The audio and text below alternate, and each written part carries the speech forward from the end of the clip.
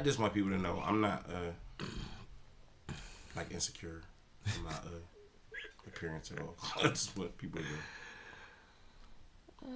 George Jefferson. We are live. We'll be with you in just a second. We're getting all our platforms situated. But we are here.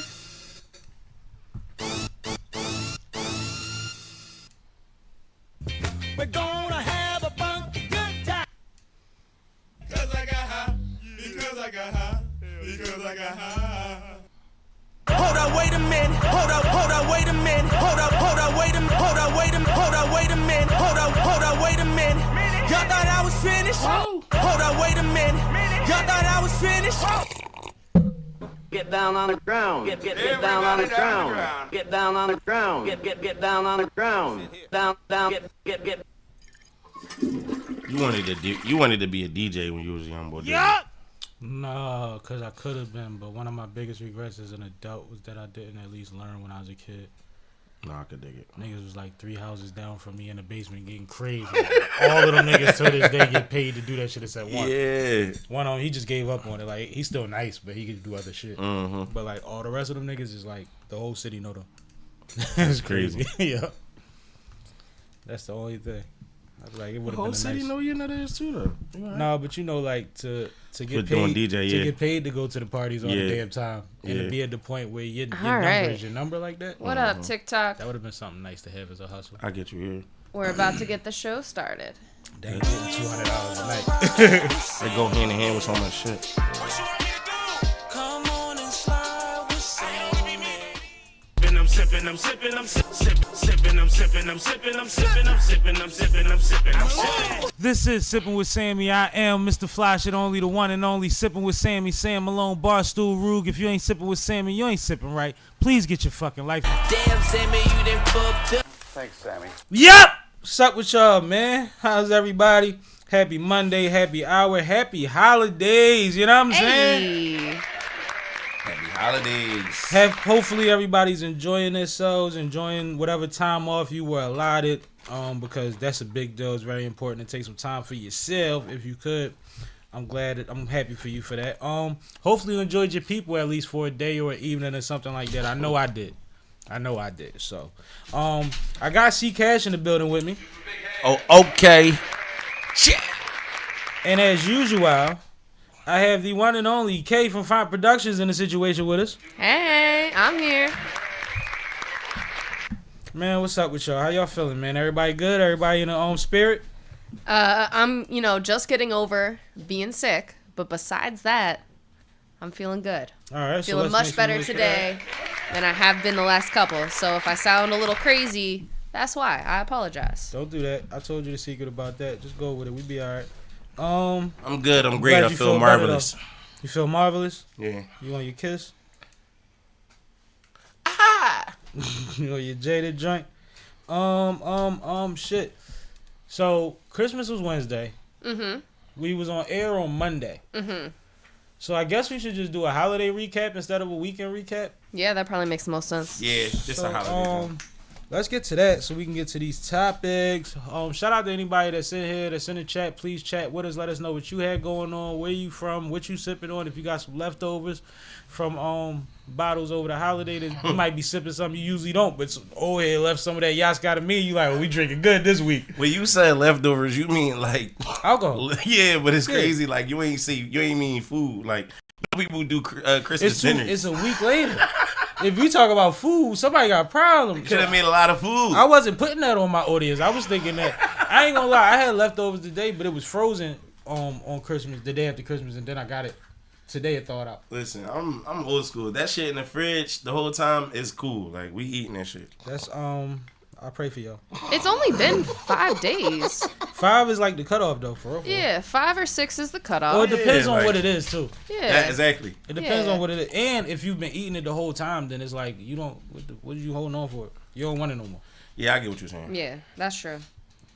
Like I ain't gonna lie. After the run back, You might got one other specialty meal, and I'm cool. But let's be clear, like, you don't have to adopt his leftover style, because he's a little anal about his leftovers. Like, he only eats them the day after and then will not touch them. Yeah, that's how my girl is. Yeah, I don't believe in that. She put that shit in the refrigerator, it's over.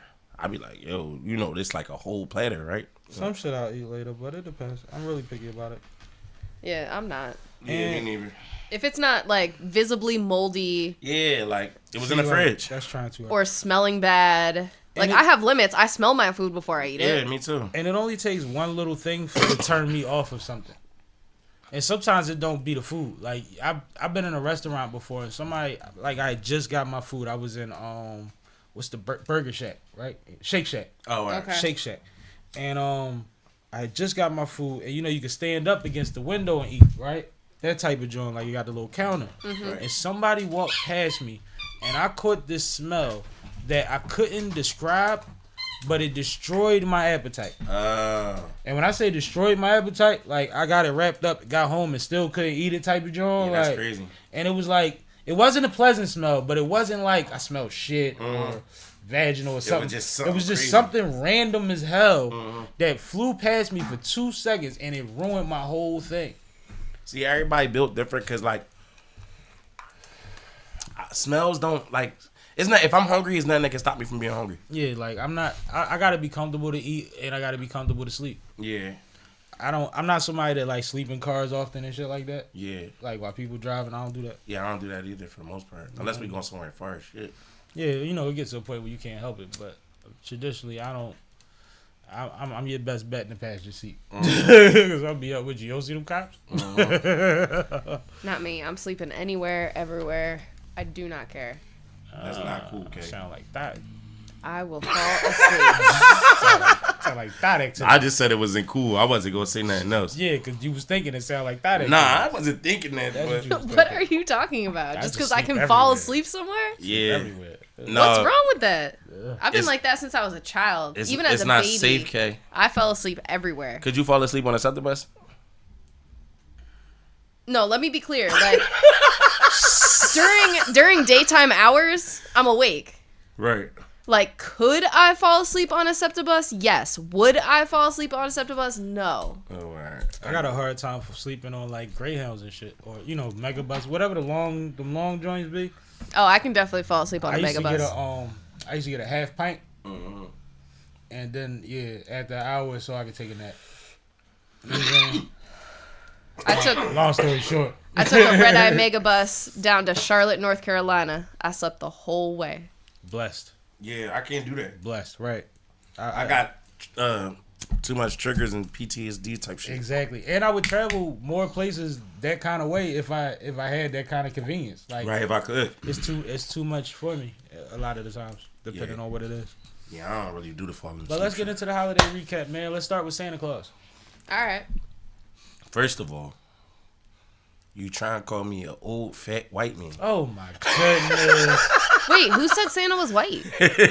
This is how he thinks The about traditional things. Santa is like a white What? man, ain't it? All right, yo. Nah, Whatever, I'm fucking with you. Whatever kind of Santa Claus in your house. Nah, man. Holidays, The Christmas. white man come to your house? No, never. Oh, all right. And if they did, You wouldn't trying let to him climb in. in the window, Wrong definitely button, wouldn't let him in. wrong button. I would show them how to get out. No, Christmas is beautiful, man. December, for me, December is since 2020, December has been like a trying month. Lost my brother in December 14th of 2020. So God bless. always think about, gradually, where he would be, how, who he would be today and all of that type of shit. But It's natural. yeah, but it's warming, to think about all the memories and, just the vibe of Christmas and wanting to recreate that for my kids, Right. not just myself, but just everybody around us seeing smiles on everyone's face that you love. I think that's what all that matters. And you already know how we give it up. Even if it's down to the wire, we gonna go all the way out for Yeah. the whole thing. So So the kids were smiling. kids was lit. Shit, I think I went this. All right, so Christmas Eve, I was out, of course, doing shopping and shit. But then when I came back in, Tradition. yeah, I came back in. I started to wrap my stuff for everybody, and then I don't know from where I just started to get like a splitting headache. So I nodded out on the couch, and then my girl like woke me up, like go get in the bed. She wrapped up a couple of my gifts, and then I went to sleep. I woke back up like 6:30, rolled the L, started rapping again, and got everything done. By the time I was Your like, kids is good. They ain't get up before 6? Oh, you awesome. but my daughter probably went to sleep at 2:30, bro. She's Bro, we used to go to sleep super late and be Yeah. up at 5, tapping each other like, go Yep. wake mommy up. yeah. Yep. But y'all had a lot of siblings. It's just her and her little brother, so Well, no, it's it was different. 2 of us too. It was Yeah. 2 of us. Oh, all right. Yeah. But y'all closer in age though too, right? 4 years. Yeah. Yeah, that ain't shit. She used to always make me the fall guy. Yeah, cool. Yeah. Makes sense. Yep.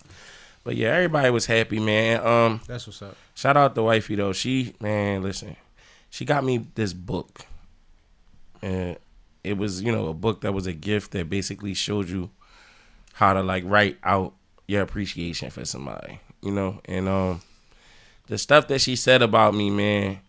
It was like somewhat. Of course, I don't want to it's be one out that of here. She fills in the gap. Yeah, That's nice. I don't want to be out of here, but it was like some shit. It was like being a fly on the wall at your obituary. You know what I'm saying? I can see what you're saying. Yeah, like I ain't gonna lie, bro. I can't. Like she wanted me to read it out loud. I was reading it, but that shit was bringing me like, bringing out my emotions, and it was a lot of true shit. It was being said in that joint, but it was like to hear it from her was super, super dope. But You know what I'm that's saying? still epitome of give me my flowers while I'm here. Yeah, Like, facts. You don't hear your obituary in can't. in theory. Yeah. That's such a good gift for you. So that's fire. Aw. Yeah, That's shout fire. out to wifey for that one. Yeah. I really that's appreciate thoughtful. that joint, That's baby. thoughtful as fuck. Super great gift, man. Super great gift. I didn't mean to cut you off, but like I had to acknowledge, like, no, that's heavy. No, it was heavy, bro. I'm That's telling heavy. you. That's heavy. And like, you got to deal with shit. And it'll help you be better by the time you pass. Because you know what you're strong, so you know what she see and all Yeah, that. for sure, That's for sure. love. That's love. Yeah, it was really a good joint. Like That's love. out of everything that I got, and I got a bunch of shit from the kids and from my lady, but out of everything I got, that joint was crazy. Like, That's what's up. yeah. Anything else you got? I'm good. Okay. So Wrap up. holidays. Well, not wrap up, but yeah. Christmas is my favorite holiday, if you didn't know. And we go to my family's place up in Allentown on Christmas Eve. We have to be there by like noon. And She said we have to be there. It sounds like a job. That shit. it crazy. really is. I'm the sous chef for 2 days straight. Oh wow. Yes. And there is, let me be clear, there is a menu. There are spreadsheets with different days and Wow. times that we have to do things by. Wow. There is a oven map, a dish map, so that we know where each dish goes and what dish goes where, all that stuff. So you make sure you got enough space to cook everything at the same time in Yep. a certain amount of time. It's, Yep. it's super strategic. It's called organization. It's We chef, make- but it's literal chef shit. This Yeah. ain't just cooking. Okay, yeah. We make This is chef probably level like shit. 6 proteins and 7 or 8 sides, plus appetizers, and we have a full cocktail menu going on all at the same time. So listen, can I ask you one quick question? Yeah. So whoever's like the conductor in your house, are they like in the kitchen with you, like Yeah. supervising shit, calling So- out like kitchen language and shit like Yeah, that? like They really don't speak in kitchen language so much. A we little say bit of it. behind, Yeah, you're some supposed of to it- say behind. yeah, but that's not. It's levels. but to the it. Yeah, rest yeah. of it not so much. Yeah. Because then Trust you got like shit like I need 3 what's the steak called? Well, you'll say, 3 like- filet mignons all day. Like that's really kitchen language. You'll say the corn is down, but they'll say the corn is on. Yeah, You know what I mean? I Like, got you. it's- Yeah. That's not necessarily the same, but it's similar. Like Yeah. I worked in kitchen. I think that's dope. Me too. That's why I'm asking her. But go ahead, Kay. Yeah, Go you ahead, definitely go ahead, did. Kay. Yeah, so that was fun. Shout out to my dad cooked and in my kitchen. brother. Me too. They're the main chefs. They work in 2 shifts, and I play Sue the entire time, and it's a lot of fun. But yeah, so that Who has was 2 thumbs and just cut all the onions? right because my brother cut off part of his thumb recently, like a good portion of the top of his Y'all thumb. got some good knives. Y'all got good cutlery in there. Oh yeah, no. Listen, It's you always only sharp. as good. You only as good as your knives sometimes, man. Facts. Especially if they dull, you dead. Yeah. So we You cooked. get hurt quicker with a dull knife than a sharp one. Right. Go ahead. So we cooked for Christmas Eve. We had my mom's side of the family over, including like my grandma and my godmother, great Shout out aunt. Grams, man. So that was nice. They all came over, and then we ended up watching a couple of Christmas movies at night. Spent the night over at my parents' house, and then Christmas morning we opened up gifts, which I got a new drone I'm very excited about. And after gifts, we cooked some more, and then we had about 21 people for Christmas dinner. And then we play like a white elephant game after that. So everybody brings one gift that's, priced between $50 to $75. And then we play the white elephant game, and you open a gift, and then you can decide to steal somebody's gift or keep the gift that you open. And it's a lot of fun. That's super dope, man. Yeah. And then we came back to Philly, and we went to see Sam's parents, and then we exchanged gifts. It was a whole thing. Holidays are great. I had a great time. Wonderful. Yeah. As far as me, you done heard most of my story. I want to hear it from you.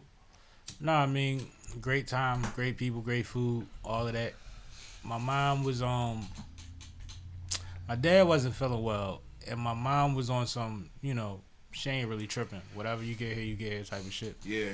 So when I got there, probably with her, she loaded us up as usual. My dad, I woke him up, went and chopped it up with him. He actually wound up going to the hospital like a day or two later.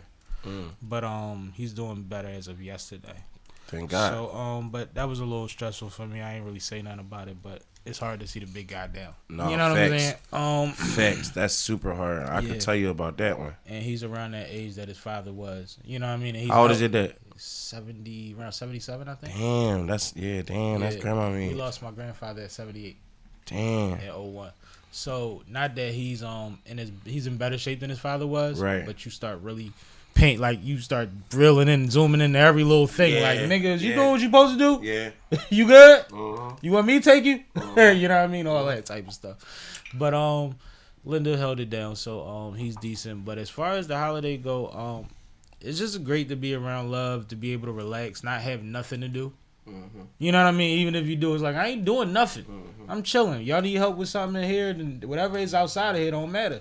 And shit don't stop for me though. That's I carry crazy it like part. that. And the crazy thing is, there was a time where I ran around a lot, but I would run around until I landed. And once I landed, I was there. You know what I'm saying? So that's still a kind of a thing for me. But I had a great time, and I'm spoiled.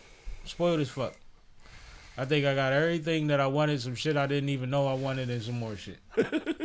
Like, I'm spoiled as hell, man. So shout out to everybody that contributed to my peace and my happiness during my holiday, because it's important. Trust me.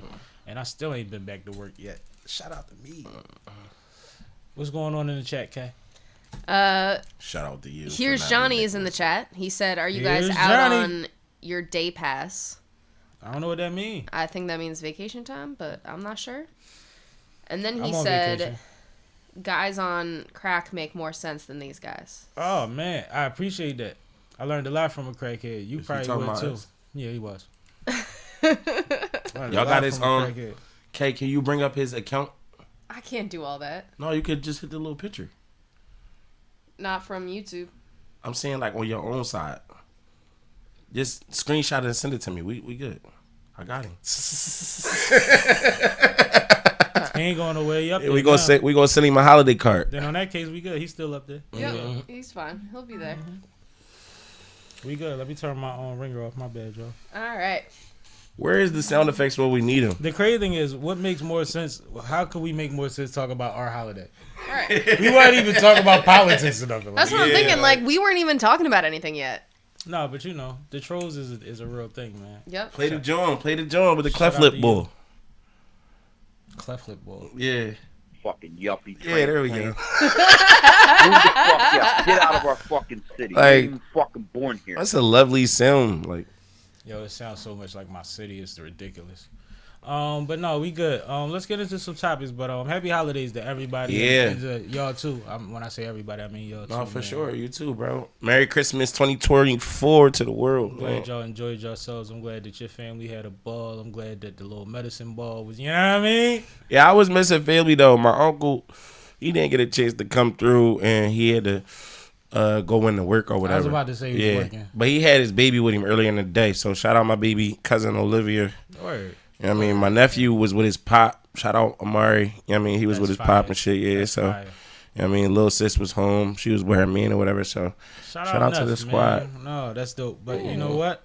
Everybody was where they was supposed to be because Unc always working when he can. Yeah, that nigga. I got. They gonna give you time and a half, double time. He gonna go in. Never not working.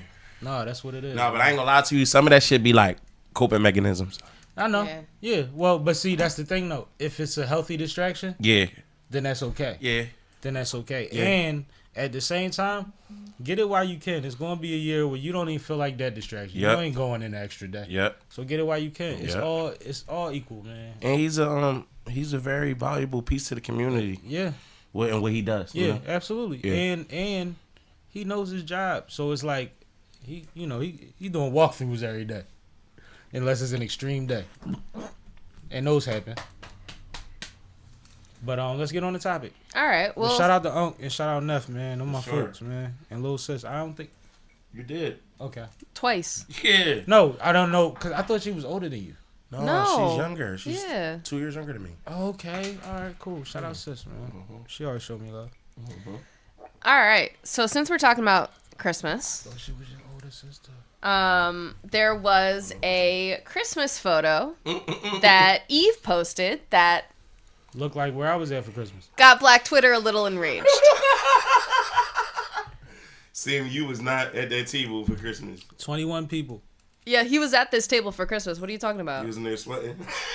Why would I be sweating? Bro, you see All right, so the narrative, hold on. Let K finish the topic. Yeah, go ahead. 'Cause you act like you don't know who I be. Like, that's crazy. I'm playing, bro. No, I was basically done introducing it. So Eve posted photos. The caption was Christmas with family or something like that. And all of the photos were of her family in London because she is married to, what's his face? The billionaire boy that owns the Gumball Classic. Exactly, that guy. Mm-hmm. And we're assuming that this is his family gathered in London because that's where he's from. This is their family. She's married with a child. Yes. Anyway, but it got folks a little mad because she's clearly the only, she's the only person that looks like her in the room Can I besides go? her child. Let me go first. Two things. Yes. Reverse this photo. K on Thanksgiving. Yes. Put dreads on the black girl in this photo. Me on Christmas. It's how it goes. It's part of it. And we all know your family, one, is who you make it, but your family is your family. Mm-hmm. If we together, the last 5 years on holidays, and more than that for them, you know what I'm saying? Like, that's her family. I think the reaction, it's a little shocking because of, I think, what we seen going on with the Royals. Mm-hmm. I think we're in an era where people try to make everything the same.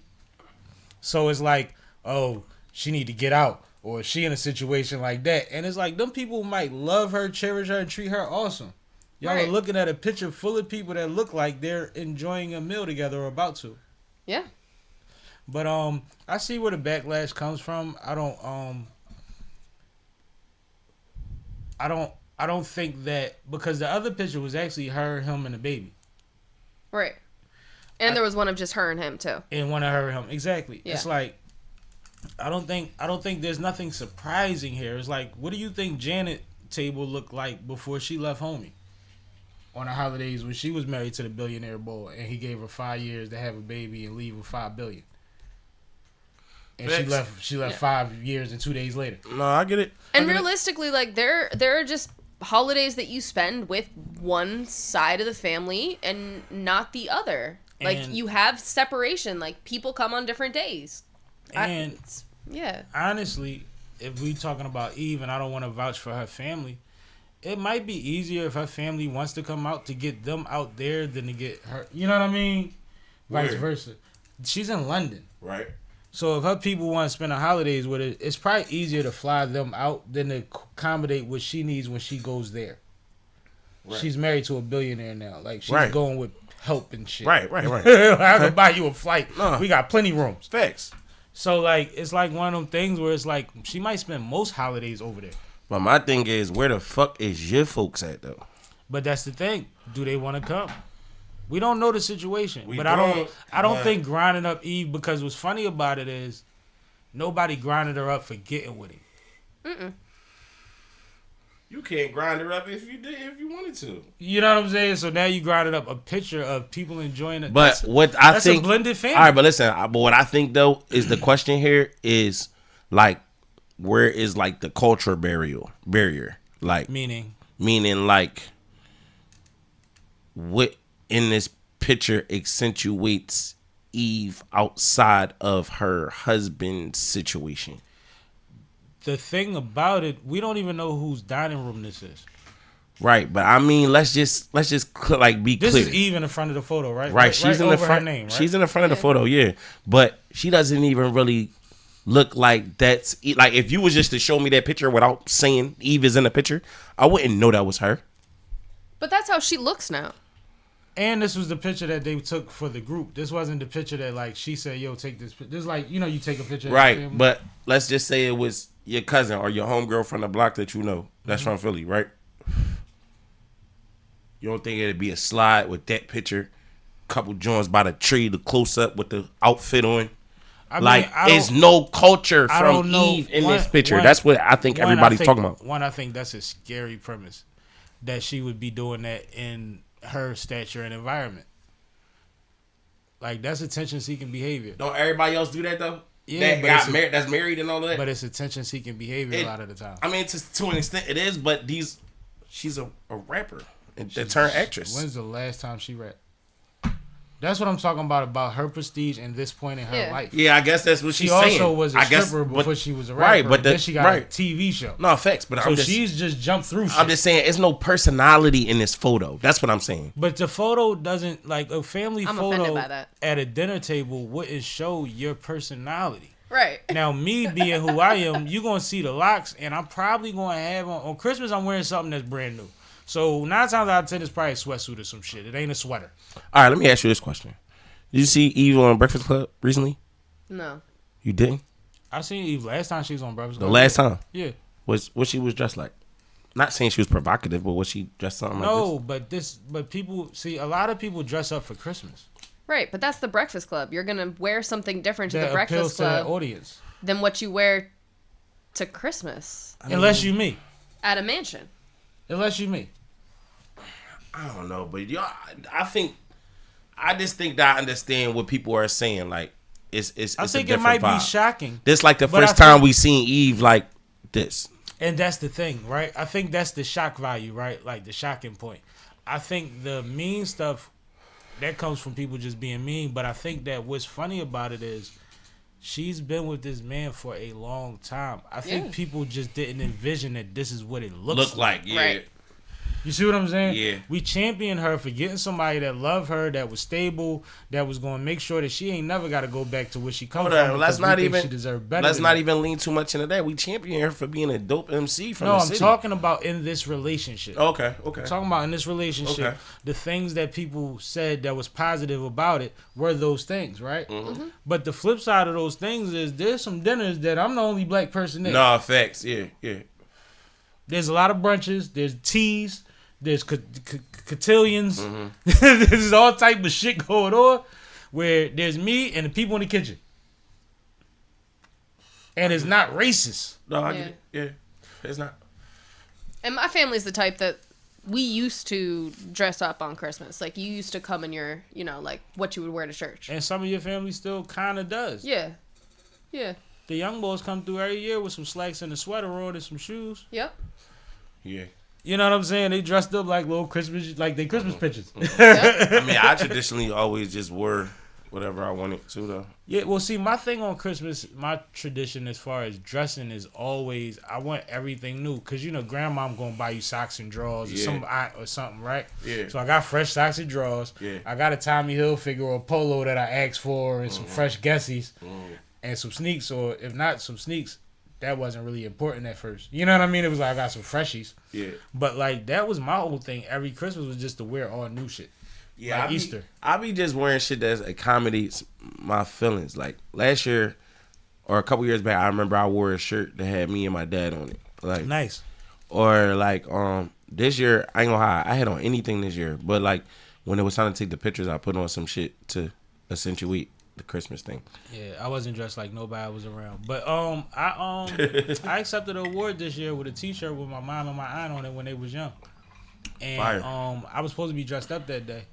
But I felt like bringing them with me that day. And I had to explain to the people, like, they're not dead, but they not here either. So right. I brought them with me tonight. Right. They energy. So I get that. You know what I mean? But me, I be like, man, I want to pop a tag on everything today. It's Christmas. Especially because, toys been over for a long time. Yeah, facts. Ain't nothing wrong with that. For a long time. I wish I get it. Well, I mean, as far as Black Twitter and, ignorant people from the hood, like, they gonna say shit like that. They gonna get their shit up. You know what I'm saying? I don't think it bothers Eve. I think sometimes she's probably disappointed in her people, but I think on the low, when things aren't going viral, she still gets some of this attention. Mm-hmm. There's still a market of people that hate what she's doing. Yeah, I get it. There's always going to be that. But she's successful. Shout out to Eve, man. She from the crib. 90% of the people that I know that's her age range say good things about her, man. I just wish her the best. I had her fucking first album. I hope they had some collard greens. On bootleg tape, Eve. I'm sorry, I was a young boy at the time. I was fucked up, so I had to grab your shit off the stand. But I was rocking with it. That's real as shit. The first Eve album, the first her debut. Yeah, there's a few projects in this city that every car played. That was one. There was Enemy of the State from Beans. That every 4 out of 5 cars was playing the same mix. You mean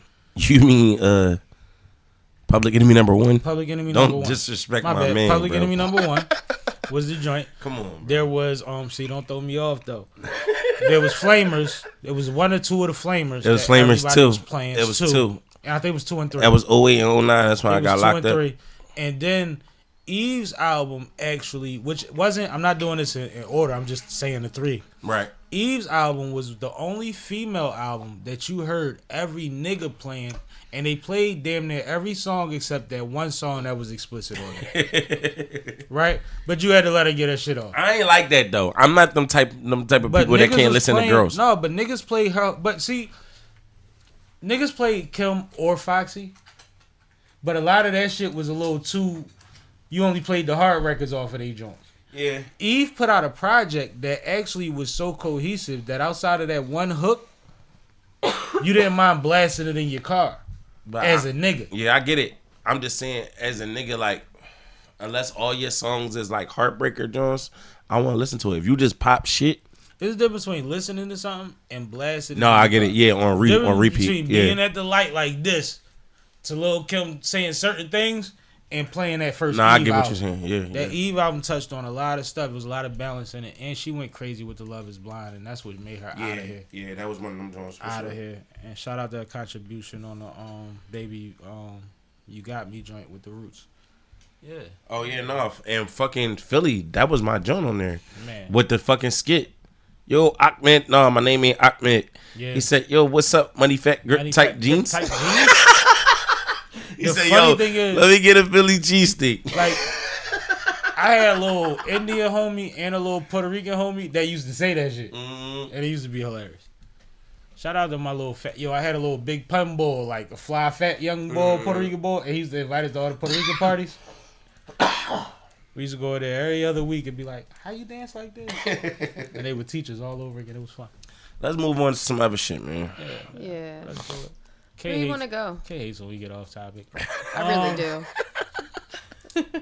But it's part of it. No, sometimes you gotta add some banter.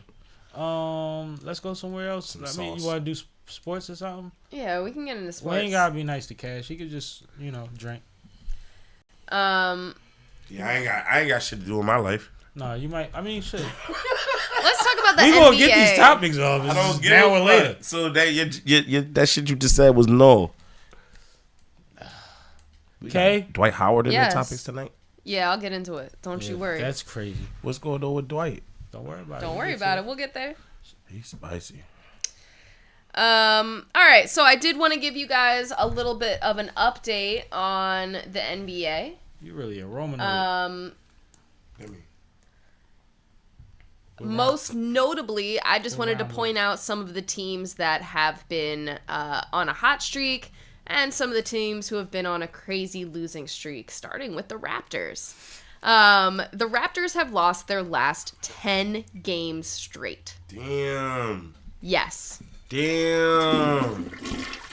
And right behind them, in terms of terrible losing streaks, you have the Hornets, who have lost 7 games straight. Yo, but Toronto, I said Toronto. The Raptors, who likes that team? Like a lot. Drake. Oh, shit. For real? He Really? ambassador. Damn. He got a lot of pull out there, bro. It's crazy because someone else, he lost someone else too. But Cut it out. Let K finish. And finally, not another even saying team nothing. that has been on a terrible losing streak, of course, the Pelicans. They have lost 9 games straight. So that covers the losers. Let's talk about some of the winners. Oh, wait, I forgot one more kind of big loser. The Kings have also lost their last 6 games straight. And I got so many bones to pick with them right now after what they did this week with Mike Brown, but go ahead. Exactly, and we're going to get to that into a second. But Yeah. first, I want to talk about who has been winning. First, we need to give it up to the OKC Thunder. They have won their last 11 games straight. damn. Yes. Shay! Also, the Knicks have won their last 7 games, and the Cavs have won their last 6 games. Yo, I've been telling people for the last 2 years that the Cavs got a stable of young boys that's about to be great, and they acting stupid now. Yeah. I love it. I love it, yo. As they should. But it was like the timing that I thought it would happen type of shit. Like, give them 2-3 years. You know what I mean? That type shit. You need some time. Yeah, man. I love that. Go ahead, Kat. And finally, to round out my report, just to give you a little update on the teams that we care about, the Sixers and the Lakers. The Sixers have gone 7-3 in their last 10 games, so we are starting to heat up. And the Lakers have also gone 6-4 in their last 10 games. So they are on a two-game winning streak currently. Shout out Austin Reeves. Both of our teams are currently on the road, I believe. Lakers are on the road too right now, right? Yeah. Yeah, so we have been on the road for the last couple of games, and hopefully we can continue this on the road winning streaks and take those back home to our city. So both of our teams are moving up in the standings. Happy to hear it. Well, let me say something to that real quick. Yeah. If you'd asked me a week ago how I felt about either team, as far as like, do they have a chance? Are they going to turn it around? All that stuff that they ask when you start off bad and you're supposed to be good. I'd have said that I haven't seen anything yet that convinces me that they could. Within this last week and a half, if you put it together, I've seen some light that makes me feel a little good about both of these teams. But I still think I haven't seen the consistency yet that gets people past the first round of the playoffs. Exactly. Or the play-in, for that matter, nowadays. But that's what I wanted to say about that. Now, bring us to the bigger topic. My bad. All right, so let's get into some detail here and talk about the Mike Brown situation. So like I said, the Sacramento Kings have been on a 6-game losing streak. But in the midst of this losing streak, they decided to fire their head coach, Mike Brown. Now, if you remember, Mike Brown was the coach of the year just 2 years ago, I believe. So this came as quite a shocker to the NBA community. Not many folks saw this coming. More recent reports have now been saying that there was a bit of a disagreement between the players and the head coach that came to a standoff where the players basically forced his exit. I haven't heard too many more details behind the reasons of that, but Sam, did you hear anything else? Yeah. First of all, this is the climate we're in right now. The players have the power. The LeBron generation has begun. They are manipulating contracts to put themselves in position to go where they want, when they want, or to have leverage to make sure that the organization has to play ball. And in this instance, Mike Brown and DeRozan and what's my man named De'Aaron Fox we're having issues. And DeRozan and De'Aaron are both great players. There was a time where they're saying that Mike Brown actually, Lou Williams said this, if I'm not mistaken, said that Mike Brown recommended De'Aaron Fox to come off not De'Aaron Fox, DeMar DeRozan to come off the bench. And that didn't sit well with nobody. The last video you see of Mike Brown is him talking to De'Aaron Fox. And De'Aaron Fox looks receptive to the conversation, but I don't think he was receptive to the message necessary. I think he's a good player and a gentleman. And I think that there was a lot of ways that they were clashing based on philosophy or strategy or both. Right? Similar happened with the Lakers last season. We just got JJ Redick because, you know what I mean? As much as motherfuckers love Darvin Ham, it was like, wasn't working. And when you find out after he leaves, is that people wasn't even tapped in timeouts and was walking away from him and was, you know what I mean, shutting him down and stuff like that. So it's like when that stuff starts happening, you got to pick a side. But when you have, back in the day when you had a great coach, you manipulated the team around that because you felt like this is the coach that's going to bring you whatever. Nowadays, where the whole NBA is fighting for viewership, most teams are not the leaders in viewership without a superstar. You're fighting for that superstar to stay on your team because they have more options than they did before with the CBA and all that, right? Okay. But what I don't like also is, because I don't want to forget this, they fired him while he was in the car on the way to the airport to play against the Lakers. Wow. He did workouts that day. Wow. That's where the video came from. Right. Did all type of shit. He was in the car on the way to the airport to play the Lakers. Now, I don't want to act like that's unique. But was this that detrimental of a situation where it had to be handled, one, in that fashion, and two, before the Laker game? Like, you couldn't play the game first? Right. You didn't need a coach for the game? And then you put Doug Christie in there. Nobody in Sacramento like Doug Christie. So he temporary head coach right now. And it's weird. And they won last night, if I'm not mistaken. Check that for me. Their last game, I should say. Let me check. But they played today. But Mike Brown is a hell of a coach, and every coach in they did win their last game. Yeah. Oh no, they lost yesterday to the Lakers. What about the game before that? They lost to the Pistons. Okay. They're on a 6-game losing streak. All right, so that's where the streak is at. All right, cool. I'm not mistaken. So yeah, he hasn't done anything. But I'm just saying, like, Mike Brown is a great coach. I'm not taking anything away from him, but clearly he didn't galvanize the locker room, and the stars didn't like him. But the way that you handle business with these people that uproot their families and move somewhere else to take a shot at something that they know they don't have the leverage in the situation where they get there, because there's a 19-year-old that makes $200 million through contracts and endorsements that's going to say, OG, kiss my ass if he don't agree with how I'm carrying. Right? And then you have coaches that only know how to coach a couple ways, and you have to coach individual players more different ways nowadays than ever. You got to treat everybody differently. Right. And it didn't work. But I hate it for Mike Brown, man. I think he's a phenomenal coach. And I love De'Aaron Fox, and I love DeRozan. DeRozan stayed in fucking Toronto too long. I think Mike Brown should go to a college. I think he'll be more respected at a college. But I think you don't go from coach of the year a couple years ago to college. Like now, you can make good money at college. The crazy thing is, no, he can make more money in college and have a more fucking guaranteed situation at a college. Actually, because I don't think people realize college coaches is making up to $5-7 million, and they're getting the sneaker deal. That's what I'm saying. Yeah, that's crazy.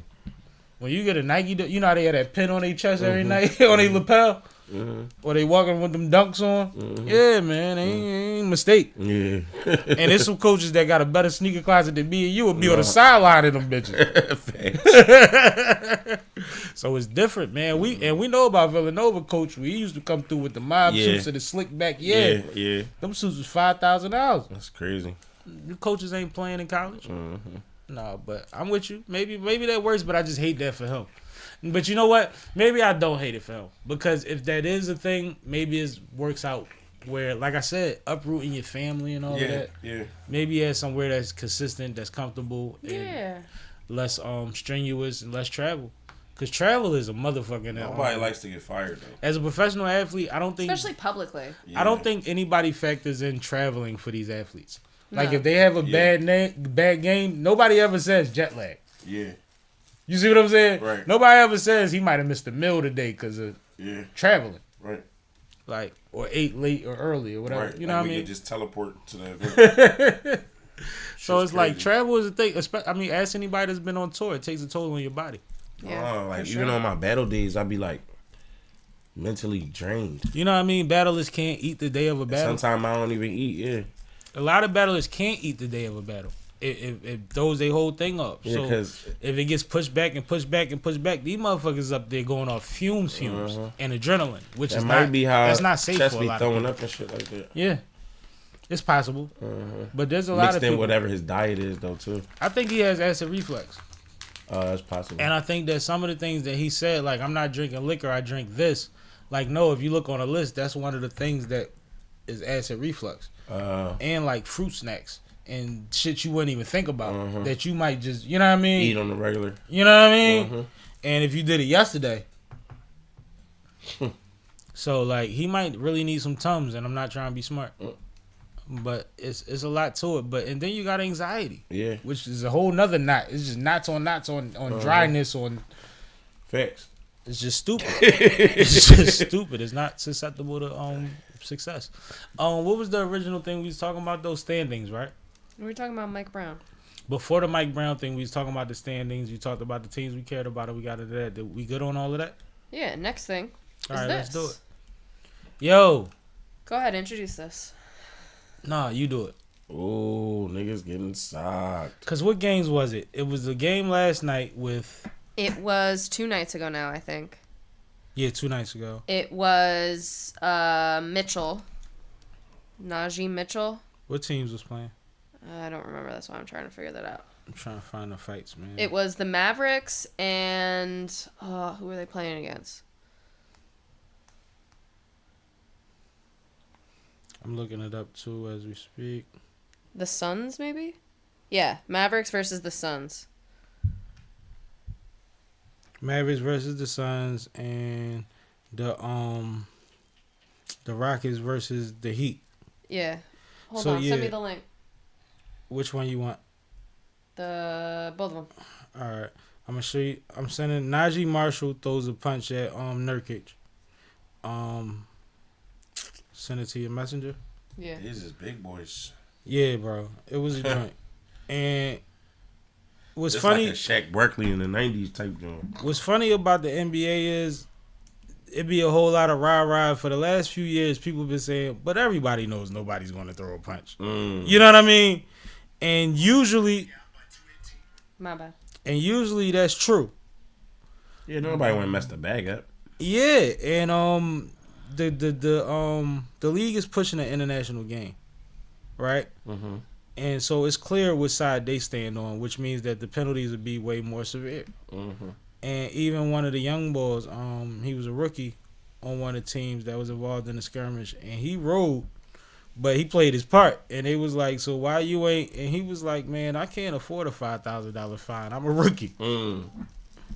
So it's levels to just getting in the skirmish. Yeah. But what happens is, in the one fight, we about to watch it? Yeah. All right, let's watch it. Which one is this? This is on This is Phoenix the- and Mavericks. Dallas, right? Yep. Here we go. Let's do it. Watch it. I'm watching. Watch it. Stop tapping me, bro. You like touching me and shit off camera. Wow. Stop. You just gonna put that out there for your next Yeah, battle? I don't want to steal you. You ready? Yeah, let's do it. Oh. Like an elbow. But watch this. Yeah. Najee Marshall a gooner. Here Here it we is. go.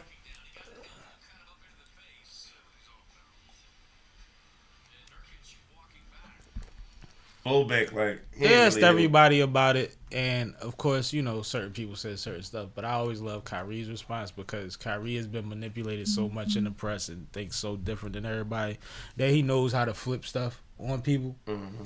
So when they asked Kyrie about how he felt about the fight, he said, well, you know, guys got physicals, some shoving and stuff. You know, it happens. He said, but maybe our viewership would go up because somebody finally threw a punch. Yeah.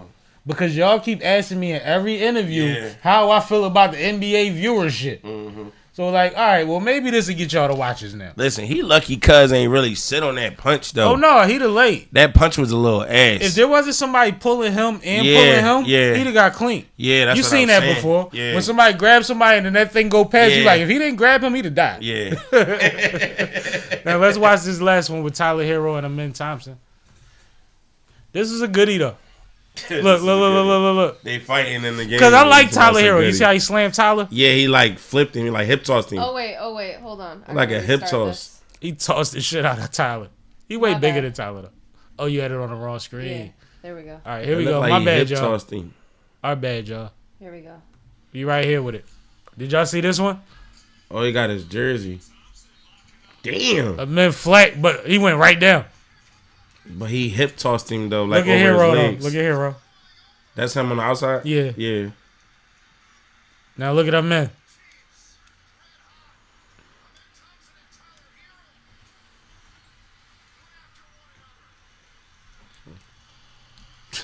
Why y'all keep snitching on the commentator board? Shut the fuck up. That's literally their job. You are horrible, yo. Conscious decision to just talk shit and clap. I've been in them situations before on the court before when you know the nigga don't want it no more. Bro, somebody slam you like that to the ground, it's up. I don't know what y'all talking about. If I slam you, I get up and rush you, and you backing up behind people talking about some. Yeah, you ain't want it. Like, and he was it ain't like Hero. It was a bunch of people holding him and all that. He could have ran up on him. Could have did whatever he wanted to, bro. Everybody know how to bust a move when you really want to bust a move. I'm small. I've had 8 people hold me back and couldn't hold me. Like, it depends how bad I wanted sometimes. Had to get up out of there, yeah. I still you to get out of it. And you could be on the right side. But you're in the way. Yeah. They don't call me Barstool for nothing. I will clear an aisle.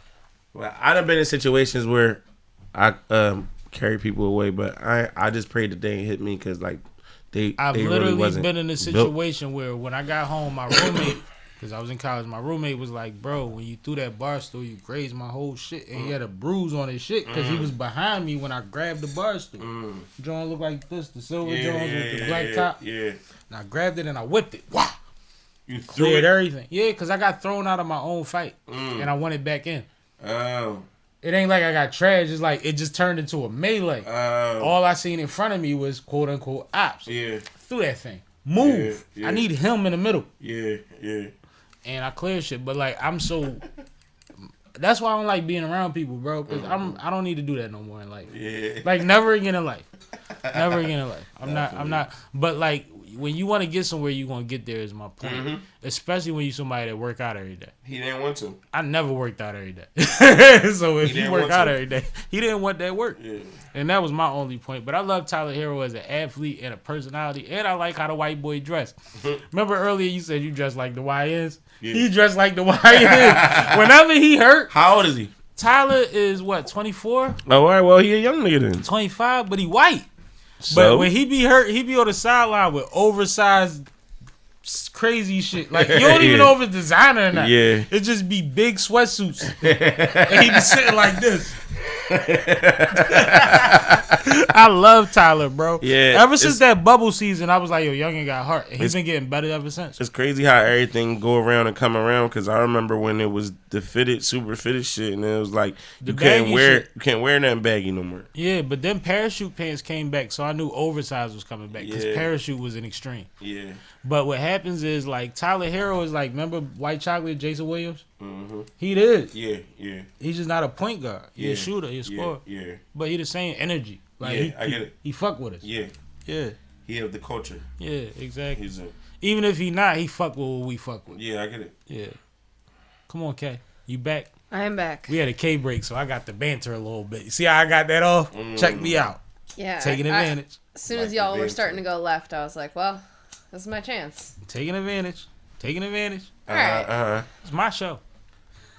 I'm just making sure that we hit everything NBA wise. Oh, we need a name for the show too. We need a name for 2 shows. Give us some show names. Give us a name for this show and a name for the K show. Because right now we Sippin' with Sammie live, which is fine. But if y'all got some good suggestions, we might roll with it. I got you. And you don't even know. Even troll. I might use it. I'm a rapper. I find a whole nother way to fucking explain what you think is funny. Mm-hmm. You have no idea. All right. But no, and K's gonna start doing at least weekly segments soon coming up in the new year, and we need a title for that. Maybe Living a Dream. Let's talk about. Why did you sigh on Living a Dream? That's your favorite quote. I don't like that. I don't like that as a show. I was more so sighing because you just signed me up for a weekly show that I wasn't totally ready to announce. It's all right. Crazy. No, this is how it works. We say it ahead of time and then we get it rolling. I ain't say it was coming January 1st. All right. You good. We're going to get you right. We're going to make sure you got your graphics and all that.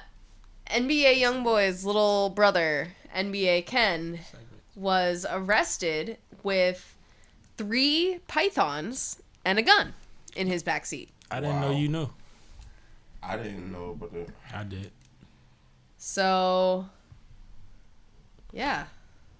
Why do you have 3 pythons? They different. I mean, he from the swamp. They different. Him and his brother is different type of niggas. Like, bro, if you tell me he's connected to NBA Youngboy and then I look at him and I see it in his face in multiple ways, bro, they different. Yeah. like literally, you got pulled over with protection and pets. Like, I don't even know, like, which one was you transporting? Pythons is expensive as shit, ain't they? But how are you just gonna let snakes like free roam in your backseat while you're driving? If you a pet, if you a country boy and those are your pets, they're trained for that type of shit. Just like certain dogs act different in the car. Like, no, you train them. Like, these is country boys. You know Swamp, right? From Battle Rap. You know that nigga said they got a coon festival. Remember everybody's joking about them eating raccoon? He said we got a festival every year and people make barbecue coon, salted coon, whatever coon, like deep fried coon. Like every booth is a different version of raccoon food. He like these people just live different, bro. They just different. It's like snake culture is different. He might have caught or bought them motherfuckers. No, like you don't even know. So is it a charge for the pythons? Yeah. Why you can't transport them like that? No. If they were loose, you can't transport them. Where was he at? Like hold on. Let me look up. If they were loose, it's not legal to transport them like that. But either way, it might not even be legal to have them. Depending on the python. But a lot of reptiles that people got are not legal. Yeah. But why would you ride around with 3 illegal fucking reptiles in your car? He was arrested in Texas. Okay. After a traffic stop. Yeah, it was a traffic stop. But that's crazy. Imagine walking up to a car, seeing the pythons, bitching already, and then find the gun. Yeah, it's not a good joint. It's not a good joint, bro. It's not. It's like, whoa, whoa, whoa. And then it's like, whoa. It's like, you remember when they used to say jackpot? Like, I know cops that used to say jackpot. Yeah, you not fucking with that, though. Oh, man. You ain't jackpotting that. No, it's jackpot when you find a pistol. The other shit is, oh, shit. Yeah. Johnny, you know about snakes? So. Ew, what if he could sick him on him? What if he was like... That would be crazy. That would be the next best thing to do to get away. I mean, if that's how you go and roll, I think that would be the purpose. He might have been about to go see somebody. But all I got to say about this is they different. Very different. much. Maybe that need to be a segment. They different. That's just like I read that and I was like, oh, he said NBA Young. All right. Like I left it alone. Like, I ain't even make it a topic. Right. I like it as a topic though, cause that's funny. It's different. It's weird. Come on, let's get it. All right. Let's get into Let's get into this, John. This was a late edition. Good topic. What did I just do with it? So, Whoa Vicky was recently posted on Twitter. And the post sounded like a ransom note. It was, I have Whoa Vicky, pay me $1 million for her safe return. Whoa. Something of that sort. Turns out, all of this was a hoax. And she said that she did it while in Nigeria to show the safety that she experienced while traveling to Africa. Saying like, oh, if I just do this hoax, it's going to show people it's safe here. Wow. I don't even know what else to say from there. So, To further that, let me explain, because I see that this is all new to you, Cash. yes. Her addition to that was the reason that she even posted it for real was because she doesn't smoke, she doesn't drink, and this is how she entertains herself. Okay. What does not smoking or drinking have to do with villainizing the fucking country? Unnecessarily. When we've seen people like Kim and others go overseas and have horrible experiences, so it's not unfathomable that something really happened to you somewhere. Mm-hmm. Right? Right. People that we assume have security to the toes. Right. And you just Whoa Vicky. But people care about you. Right. But you, girl who crying wolf, and not like, yo, this is so disgusting to me, yo. And then to blame it on security in a positive way and then flip it to your sobriety. I'd rather smoke weed, drink cognac, and not fucking raise red flags for unnecessary reasons for the Facts. rest of my life. Facts. That's mad weird. That is the most clout chasing, Mm-hmm. Big clout, Jason. disgusting, I'm about to up my OnlyFans rate type of shit I ever heard in my life. So it's a fake kidnapping. Yes. Yes, according to her. Now, if we think that the first one was real and then she comes out and says it's fake, how do we even know it's not real? Mm-hmm. Maybe they got too much attention and now we got to restructure this. We already on the phone with somebody. Like, we don't even, like, this is weird. Very. Shit that you ain't supposed to play with. No, especially when you're talking about regions where a lot of people don't live on the surface of culture. Right. They off the grid, so to speak. They got control of where they at. You see what I'm saying? Mm-hmm. Cops don't go there. Yeah, I get it. Don't do that. That's weird, yo. Okay, can you speak to this, please? It's different. I don't even know what to say This to is disgusting. You've This is traveled gross. internationally and all that. You Yes. would never. I've been to Africa multiple times. Mm. I would never. This is... Shout out my cousin Dane. He was just out there. He was just in Rwanda. Shout out Oh, to him. shit. Wow. Okay. What is the possible benefits or what's the gain from, what's the motivation? What's like, give me something, K can. I don't know what the motivation would be. Clearly, she has some loose screws in the head. If she thought that this was a good idea or even like a form of entertainment. So you Britney Spears without a hit record, we gonna have to watch you. Yeah, like, I really think that she must be mentally unstable. Because, like... Why is that okay? It's not okay. It's not. And clearly this is just a rouse for attention, and she got what she wanted because people called the cops in Nigeria about her to, like, report her missing. And then the cops called her. And that's how this all came out. Then she should go to jail in Nigeria or have to pay a lot of money because you're exhausting resources in somewhere that's already challenged with resources. This is just bizarre. There's other things going on. Now I get word that this American quote unquote star or personality has a situation where I'm calling all cards and it didn't happen. Right. You don't get to just fly back, baby. Not at all. You don't get to just clear customs like that. Like, no. you shouldn't. No. It should be a fine or something like that. There should be something that happens, and I don't, I hate to be the person that decides punishment for people. That's not my style. Bearer of bad news. Bad news. Or not even that. Just to try to be judge and jury of anything. But because there's a lot of things I don't want to see happen to a lot of people. Yeah, but everybody got to be held accountable. This is an extreme circumstance, and it became an international story. And that has to be held accountable. No, facts. I think people in general should be held accountable for everything they do, but we all know that that's not the truth. So. Well, it's like football. If you really paid attention, you could throw a flag on every play. Mm-hmm. But at some point, you gotta let the game go on. Yeah, I get it. That's life. Literally. So, after all of this, what happens then? What's that? That's what I want to see. I want the next couple weeks we come on here and we see that they said something about what's going to happen in Vicky. Retaliation. What is her regular thing? Like, who is she?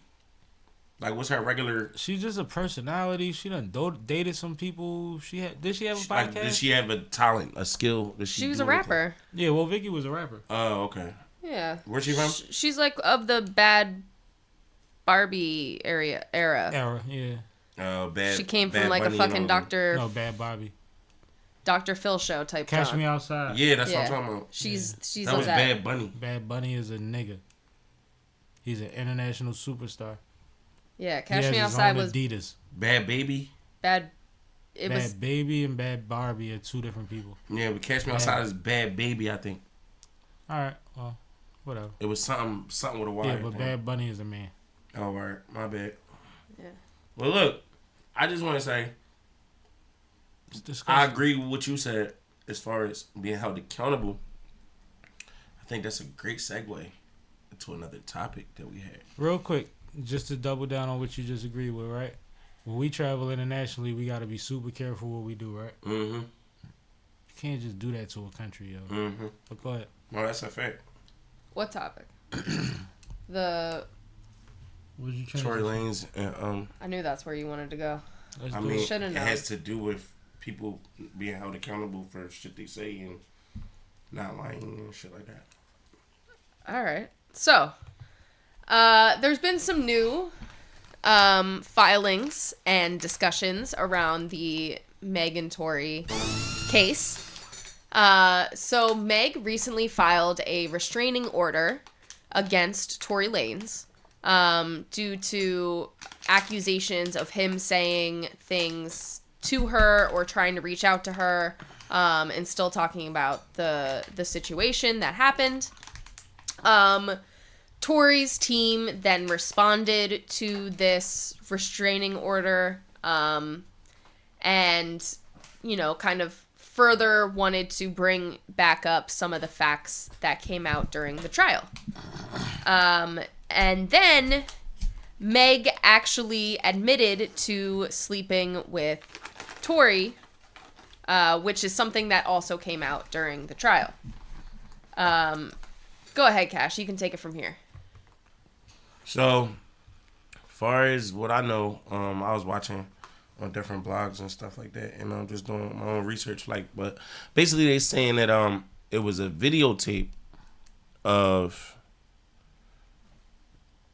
So the whole reason why Tory is even in appellate court is because his lawyer proposed evidence that they didn't have before or that wasn't permissible in the trial or something like that. But it was because they had to get it signed off from a parent because the person who actually witnessed the things was an underage minor.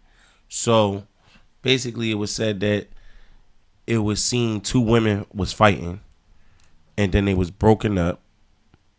And then one of them was put in a vehicle. And then they never said nothing about no gun that came from no man. They said the gunfire came from like a passenger window. Which wasn't the two women if they was outside the car. No, or they said one of them was put back in the car. Oh, all right. So basically this is why he's in appeal, like he's about to get his appeal reviewed or whatever. So I feel like she's doing the whole what's the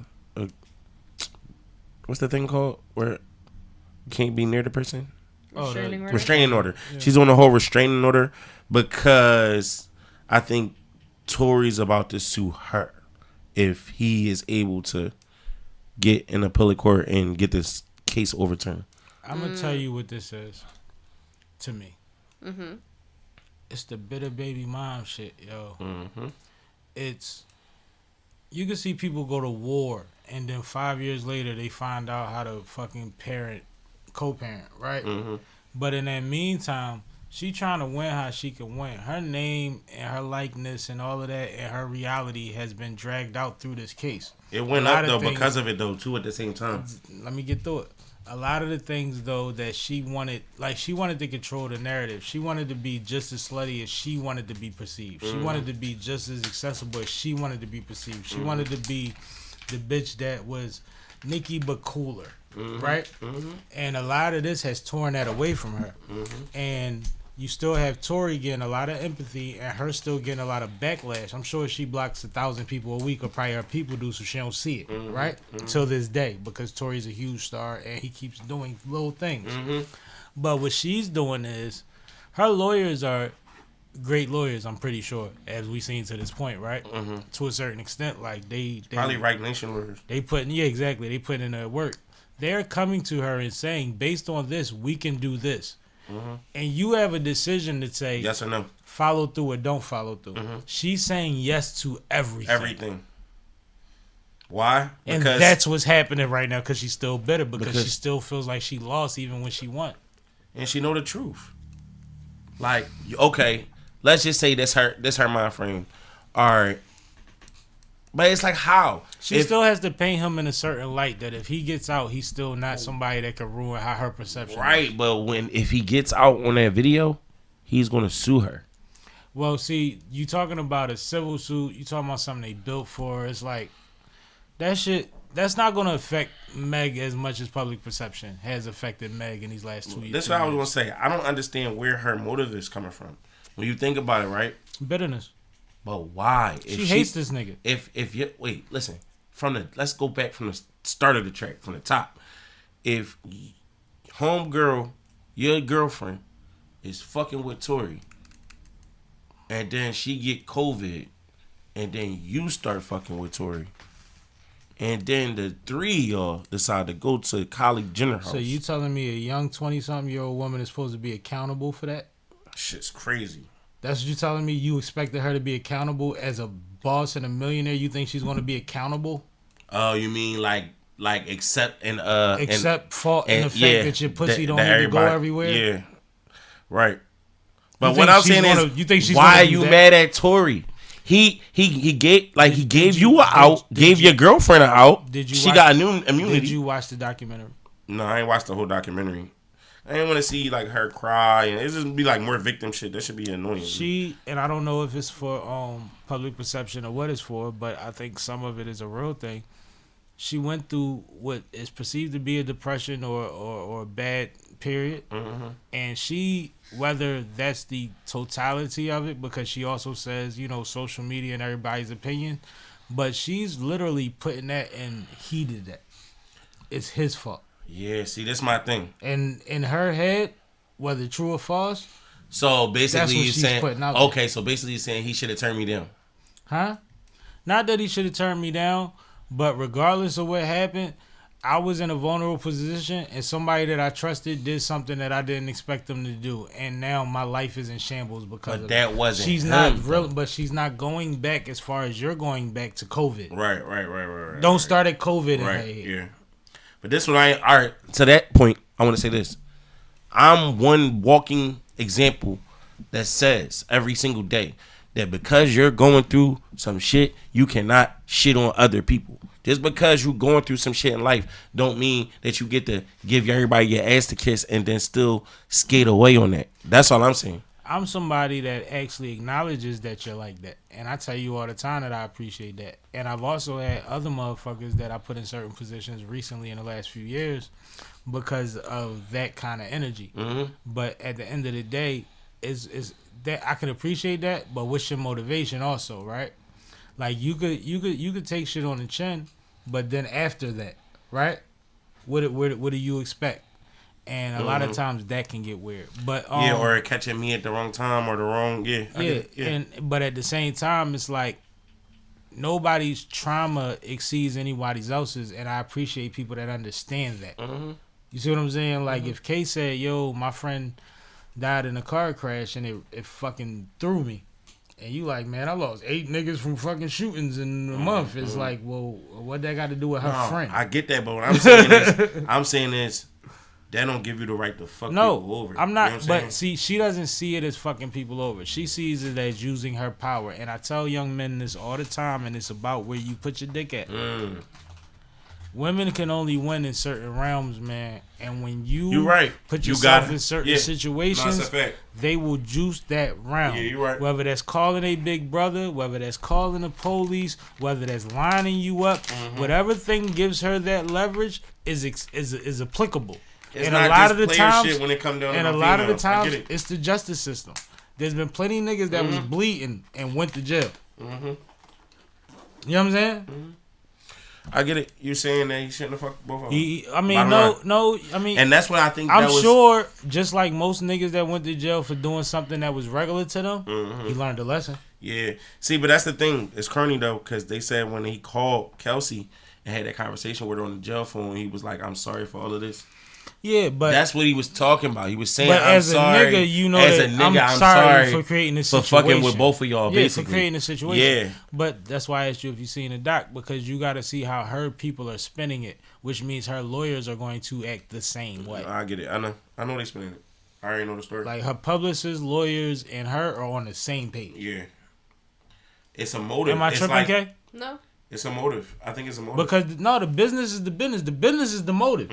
It's billions of dollars and possibly. You being the victim story. And I mean, and trust me, I don't mean she got to be the biggest charting rapper or anything. I'm talking about how they monetize your art, your story. There's billions of possible dollars that they can get out of their millions of investments into her. You see what I'm saying? She leads a culture of young women, and it's not just black. No, for sure. And she leads a region because she's Midwest. It's different. No, I get it. It's different. Go ahead, Kay. Free Tory though. Fuck that. And new music he been dropping is fire. I ain't gonna lie. I'm still on the free Tory side. I feel like even if whatever, man, he done kept it decent enough. No, y'all saying he doing a little weird shit to her, but like, yo, if you had all day to sit still and just watch this that man got sentenced to 10 years, bro. That shit, bro. You be doing some shit too. Trust me. He's only like 30. He's like 30 years old. And he's in a position to do more than send letters or an email. He Tory Lanez. Niggas act like he doing something that if you had the access and the resources, you wouldn't be making sure your name was still out here or your case was getting. Bro, that nigga got. Come on, bro. Come on, Kay. You don't think he could send them people? All right, let's move on. So, first, Dwight Howard and Amy Lucciani announced that they are now engaged. I guess. Yeah. Who is Amy Lucciani? Amy Lucciani is on Love and Hip Hop. She is a hip hop artist from, I don't know, somewhere down south. I think she be on Atlanta. She's on Atlanta, but I don't know where she's originally she's from. She's sexy. She has a strong face. Yeah. When her hair and makeup is done right, she looks like a motherfucking, yeah. But she got really nice body. She's proportionate, you know. Like, no, her body decent. Hold on, can I get the floor for 1 second? She got a strong face. Can I keep it real, y'all? And yeah. I'm not trying to troll here, but is it publicly known that was born a woman? She's a woman. Yeah, she's a woman. That's all she's I definitely a woman. There's a lot of shit going on with dude, so I'm just saying. No, and we'll get to that in a second. But like, that's why you're not supposed to cut it for that. Hold up, pace yourself, young brother. Sheesh, come on, Kat. I just wanted to ask a question. Yeah, but I didn't cut nothing. No, right. You do that a lot, and it'd be like, let's get to that after we introduce it. All right, I get it. So, the internet and social media and, you know, the public didn't really know that these two were even dating until their announcement of engagement. So this kind of... She been bouncing from nigga to nigga on Love and Hip Hop the last couple seasons. Wow. Facts. So this kind of took the internet by storm. At the same time that their engagement announcement happened, Royce Reed, Dwight Howard's baby mama, decides to come out of the woodwork with a little something. She is so bad. I'm sorry. Royce is cute. She's like beautiful. Yeah. That's what I'm talking about. Like, Yeah. she's not super duper sexy, but she's like No, she's pretty as beautiful. fuck. Yeah. She like yeah, go ahead, Kat. So, Royce Reed decided to launch a I Had a Baby by Superman series Hashtag. on Instagram. A whole tag. Yep. It's its own page. Yep, it's crazy. And don't worry, guys. I watched them all for you. Oh, thank you. So you don't have to watch them. I'm going to give you the little synopsis right now. Because I ain't watching none. So in part 1, she shares how she met Dwight Howard, that he recognized her as an NBA Magic dancer. They began dating soon after they met, but not initially because, she was weirded out by him for some reason. She was playing cool, whatever. She was going through a breakup with another person the same day too. Right. All the dancers got an excuse as to why they weren't paying attention to the nigga that just got $100 million contract. It's amazing. Exactly. So she ended up breaking up with her boyfriend. Her boyfriend dumped her on the same day that she met Dwight Howard. Convenient. And then they ended up having a conversation. Anyway, I'm gonna fast forward. Part 2, she talks about. He was a huge shoulder to cry on. God So they started dating. While they're dating, she finds out that he had cheated on her with another NBA dancer from the Miami Heat while she was about to go dance for the Miami Heat. So she finds out about this from the girl. And Can I ask a question, please? She said, I want to come to you as a woman. Let Kay finish. Come on, hold on. No, I'm alright. She said dating. Like, Hold on. You So, asked all of that after this. I'm going to get to that. Yeah. Yeah, So then she finds out that she's pregnant. She initially says she's going to have an abortion and talks to Dwight about the situation. He says that he thought that she was on birth control. She says that he knew that she wasn't. And then he says, according to her, he agrees to pay for the abortion and says that she has to come to Orlando for it to happen. Remember, she's in Miami now dancing for the Heat. So when the time came, she drove up to Orlando and he ghosted her, apparently. So she ended up going back to Miami and, she had to talk to her parents. After talking to her parents, her dad basically said, no, you were woman enough to lay down with him. You're woman enough to have this baby. So now she changes her mind and she decides that she is going to keep the baby. And she tells Dwight this. And he freaks out, calls her a career ruiner and a gold digger. And he also tells her that he had a girlfriend the entire time that they were together. She knew that. Never mind. Go ahead.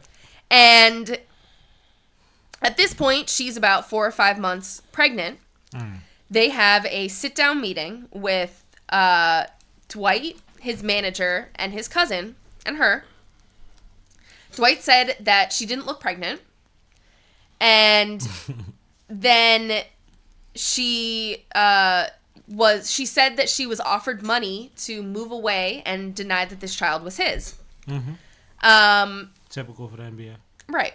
So she declined and she instead decided to plan a baby shower and initially had put his name on the invitations, but then at the request of his team had taken his name off of everything, including the gift registry as well.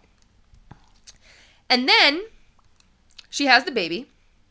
And Dwight Howard and his girlfriend are still together. The baby splits time with both her and Dwight Howard and his girlfriend.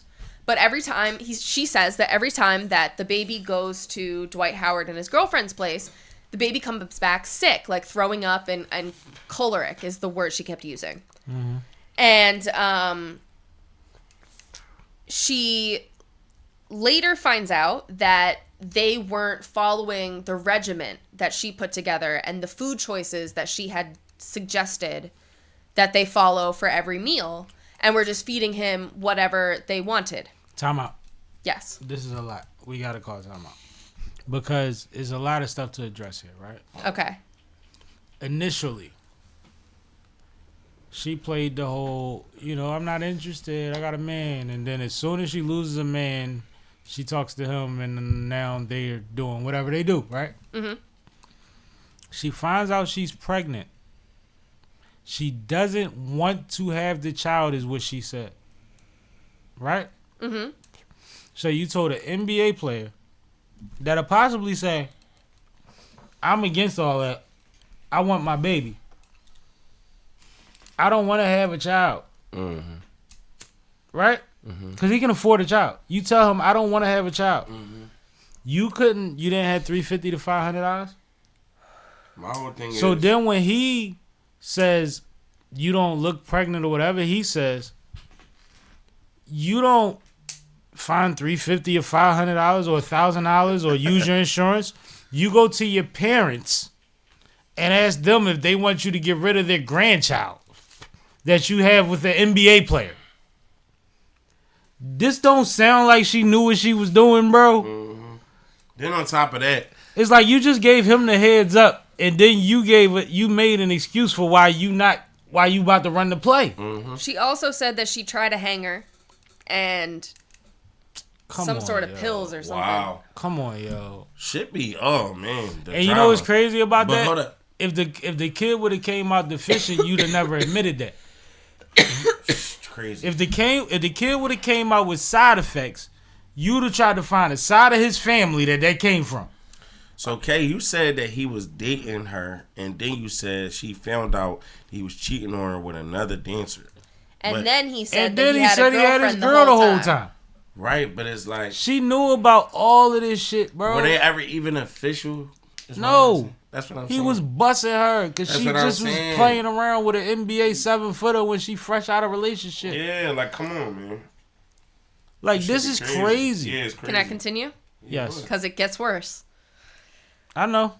So. That's why I wanted to stop there. Yeah, I didn't know. I didn't know about none. I wasn't privy to any of this. No, this get deep. We get the Diddy parties and all that. Wow. Yeah. So after, where was I? So she was claiming that the kid was coming home sick, and they weren't feeding him the food. So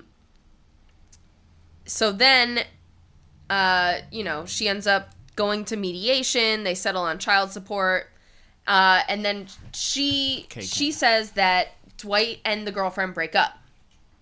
So they start as per her knowledge, or her willing to admit. Well, she's not at the house anymore. I guess she lived with him for a while, because when the baby would go over, it was the two of them together. Mm-hmm. So they broke up, from her understanding, and then her and Dwight decided to try and be a family. So in 2009, they started actually dating. Again. And she said that she almost immediately regretted it because she was forced to do things sexually that she did not necessarily agree with. Wow. But because she wasn't that sexually experienced, she thought it was normal and never complained about it. So she has an excuse for why she did the kink shit. And she just felt like this was her, but this not nothing to do with me. Experiencing things that he's maybe experienced that she hasn't. Wow. But then where's her aunties?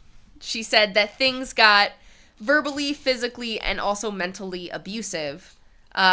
She was told she was stupid, that nobody wanted her. Everybody hated her but loved him. She said that he threatened to make her life a living hell if she ever left him. And she also is claiming that she has proof of all of this. Then she talks about an incident where Dwight allegedly threw her into an entertainment system. Damn. And another incident where he allegedly forced her to perform oral sex on him.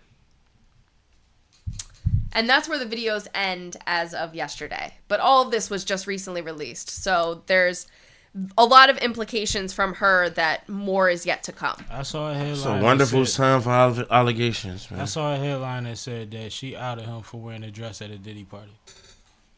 Wow. Now, we know Dwight has been caught up in some crazy shit. We also know that Royce Reed has really not been in the media at all. Right? Mm-hmm. And this is one of those situations where, like, if you deal with somebody for a long time, especially saying that we had the baby on whatever terms we was on, we fell apart, went through whatever because he had whatever going on. Then we dated, got back together, and I stuck with him through a bunch of weird shit. Mm-hmm. Once you out that guy, you done put in time with that guy. It don't make you look no better. It don't make him look no, like you're outing yourself. You're saying Y'all that still got a baby together. you saying that he had a bunch of hoes and did weird shit in the bedroom. Guess who was there through all of it? You. It don't even make sense to start a series based on that. Mm-hmm. Unless you going somewhere that's going to get a lawsuit or a bag or something. Like, what's your goal with this is the ultimate level with trying to out your ex when you weren't, not after the breakup, after it comes out that he's happy. And what do we know like about a bitter baby mom? And what do we know about breakups? Similar to what I was about to say. Once she happy, she ain't as hard on you. Mm-hmm. Once she find her nigga that's taking care, she about to get married, she ain't tripping about you no more. Mm-hmm. Vice versa, right? Mm-hmm. So it's like, this is just one of them weird situations where it's like, Royce, you know how long ago y'all was a thing? Right. He done got this new young whatever, you know what I mean, situation. She about his height. You know what I mean? She a little taller than you. Like, it's just different. And now you want to just expose everything that y'all did in the bedroom and blame it on him. Do you know that there's nothing that I want to do in the bedroom that if my mate doesn't want to do it, I can get off? And I know with a couple dollars things change, but your girl? Hey, what you mean? If I said, yo, bae, I want anal. Like, I want to give her anal. Yeah. And she's a chick that don't want anal. Yeah. I don't get to just get that off. And now, if I got some more money, Oh, I yeah, might you don't just get to do it. Yeah, like, Yeah, it ain't like Yeah. if you say we did some weird shit and you had to do You it. went along with it, yeah. You had to do it. Now, the So you only was thing that into it, changes too. that is my status. You got a lot more to lose. Yeah. So you like, maybe I'll go along and get on. But at that point, it's not my fault. I built myself up into the position to be able to get you to do that. It's a lot of people that's going through that, bro. And then blaming it on being inexperienced. Like, girl, at this point, you had already danced for 2 different NBA teams. And you talking about Cannot being believe you. inexperienced. But maybe she was saying she was Yeah. sexually inexperienced. But that's I don't bullshit believe 9 that. times out of 10. That's Yeah. like How old was that's she? like the girl that tells you she got a halo over her head. She's always lying. How old was she? She was in her 20s. Not that it matters, but She's in her 20s, but she done did high school, college, and NBA teams. Yeah. I got a youngin' I used to have that was a Eagles cheerleader. She got fucking fired for fraternizing. She was in the VIP with them niggas at the club. That shit wasn't a coincidence. One accident. It just so happened that somebody that gave a fuck seen her. You see what I'm saying? Like, they play the game, bro. Don't act like you ain't play the game. And you knew that I was kicking it to you when I had a chick that's similar to the Travis Hunt shit. I hollered at you when I had a chick that was above your standards, but as soon as you go through something, or you had to do, but as soon as you go through something, it's open season. yeah, that's corny. It's not no build up. It's not no It's like, oh yeah, immediately. I think it's fucked up. You But are opportunist. everybody that got a story about a powerful black man You ain't gotta right say now it on the internet. No, bro. y'all gonna drop it right now though. They gonna drop it. They don't right gotta now. say. Well, look, write the fucking book. If you know, like I know. But also, like, this is on the internet for your kid to see. That's Right. gross. Yeah. Like, your That kid is your is of baby's age father. to be on the internet. How old is that kid? Born in 2007, so Oh yeah, so they old teenager. enough. Yeah. That's still not cool. Yeah, That's not That's cool. wild. That's still not cool. I tell you, and my parents is together, but like at my young old age, I don't want to hear no details about what they had going on in the bedroom. Especially if it's like some compromising shit. Like, All right, what? dig it. The table flipped over on this podcast. It went semi-viral. You know what I'm saying? Everywhere I go now, niggas is like, yo, when that table flipped. Yo, was mad as Imagine if shit. that's about your mom and pop bedroom. Like, that's not cool, cuz. I done did all this shit this year. And you want to talk about the sex my mom having. Yo, but the I funny, will choke every other person I see. the funny thing about me is, for the first time, I'm in a privileged position in that situation. Can't nobody say that shit to me. At this point, you know what I'm saying? But nah, I understand. Like, yeah, it's some that's wild, shit. weird. That's wild, abnormal. You know what I'm saying? It don't like, make no sense, man. Like, these motherfuckers that. Like, your mom and dad freaky as shit. And I'm a cut out because I don't know none of these women, right? We know that it's no coincidence that these motherfuckers know how to book a superstar. Mm-hmm. We know that they know what game they playing. Right. They not getting into this game to come out with nothing. Mm-hmm. And that's what we keep trying to warn the Travis Hunters and them about. Yeah. The fact that you don't even dig. And I got a hot take on Travis. Is this my time to get it off? Yeah. Travis Hunter, what's the things he say he loves to do, right? I play football, I play the video game, and I fish. Yep. Mm-hmm. Right? How did he get to the HBCU? Shador called him on the phone and said, yo, bro, I want you over here with me. Yep. And he went. Mm-hmm. Biggest prospect in the whole shit. He went to HBCU on $1 in a dream, not knowing what Deion was going to do with it, right? Mm-hmm. Even if you believe in Deion. But he said at his fucking Heisman joint, Shador, a phone call brought me all the way here, right? Mm-hmm. His girlfriend shot him down. Didn't like it. Her brother said, yo, that's that motherfucker. Like, fuck with him. Who's his best friend right now? Her brother. Shador was lonely. He's a lonely personality. So when we're judging him, I mean, Travis was lonely. So when we, thank you for that. Thank you. So when we say like, yo, you don't know women and shit like that, Yeah. we're probably fucking right. Because you made this sketchy girl that barely wanted, you made her brother your best friend on your climb to stardom. Like, he could have been a homie. You been cool, you cool with your peoples. You know what I'm saying? Even some of your ex's peoples that you ain't cool with her, you still fuck with a cousin. You see him in a bar, you might buy him a drink. Yeah. Right. You ain't gotta be my best friend on my ascension to greatness. Yeah, facts. So everything about his story actually shows that this is his speed. And he's very trusting. Is that a hot take? Does that put everything in perspective though? Because it's not a part of any part of his story that we know about where he didn't just gravitate to somebody random and make them permanent. He did it with Deion too, which Deion is an infectious personality, and if Shador is your boy, I can see that. You at the crib every week. I get it. I think that's fair to say. But I think that's fair to say, right? I think That's like fair he to fuck say. I with people think the long he was way. sheltered, and I think that Anybody he fuck with it make the it more. danger. See, the things that he was taught to avoid are not the things that we're worried about. He avoided all of the rough shit, all the street shit, all the homies that could have got him in trouble. Yeah, but he not. He didn't have a baby before he got with, you know what I mean? He didn't do anything like any of the things we warned him about. So now the things that can affect him can really only affect him financially. Yeah, and you gotta watch out for people that deceive you, that play as your friend, Play or into that. close to you, and really is something else. How do I go through it with your sister and then talk to you about it? Mind you, I know Lynn Greer and Kelly Greer. And when Lynn and Quincy was on the same time and Quincy was messing with Kelly, if they was playing a video game and started talking too crazy to each other, Quincy would be like, it's all right, you won, I'm going to just go home to Kelly.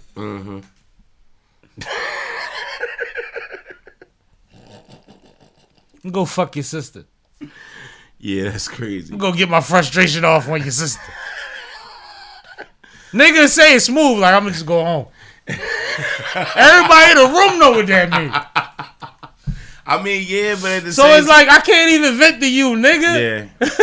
Yeah. Nah, I get it. How can you be my bestie? Yeah, I get it. See, like, I don't And know. don't quote me, y'all. I know a lot of people that know a lot of stuff. I'm probably not supposed to be saying that, but it happened. I'd rather than not be like, if my dog is already my dog, like, and then you go date my sister, that'd be weird. But like, my if I don't know you, and then y'all get together and y'all lock in, then I get to meet you and you cool, then we cool. My woman's brother is a great individual. I have spent a week on vacation with this man and enjoyed him every single day. He will never be in a group message or somebody that I hit up in the case of fucking red emergencies unless it's something specifically pertaining to her. I mean, that's y'all bond. Everyone's different. Am I tripping? No, you're not tripping, but everybody's situation different. Yeah, well, I mean, but that's what I'm saying. Like, you got to think about the personality of somebody that doesn't already have 2 or 3 homeboys that fill that position. He's vulnerable, extremely. Yeah, but I see he's the not theory. going to necessarily harm himself. No. If he could take the hit if it go bad. Yeah. But if you don't have that many people that you've been attached to in that way, can you take the hit if it goes bad emotionally? Exactly. Emotionally, not And financially. You don't know what type of issues he may have. He may have a bad. Because Travis Hunter, this time next year might be in 8 commercials on the TV. We might not. You know what I mean? Financially, it might not be about nothing. But can you wake up every time it's time to wake up and be ready to do what you came to do that got you there? Mentally, yeah. Yeah, man. That's the thing. And that's the thing that really shows with a lot of these young stars, whether it's a rapper, actor, entertainer, football player. It's about you gotta be able to stand something. Yeah, can you mentally contain what it takes to be a fucking superstar for the rest of your life, starting at this point? You know, I be looking at a lot of stories and be like, damn, I'm glad I ain't get that type of responsibility at the age of 18, 17. Well, like, you know what you would have did with it. How? I don't. You do. I don't. Then you would embrace it. You know you'd have fucked it off. I would have fucked up some of it for sure, but I don't know what I would have did that would have been right either. So it's just exactly. Like it's not even just about what I would have did with the money. It's about the pressure. How I would have been carrying myself and with all of that attention and whatever the case may be. And I'm gonna be honest, I thought about that all the time because when I was younger, a lot of my homies was going pro.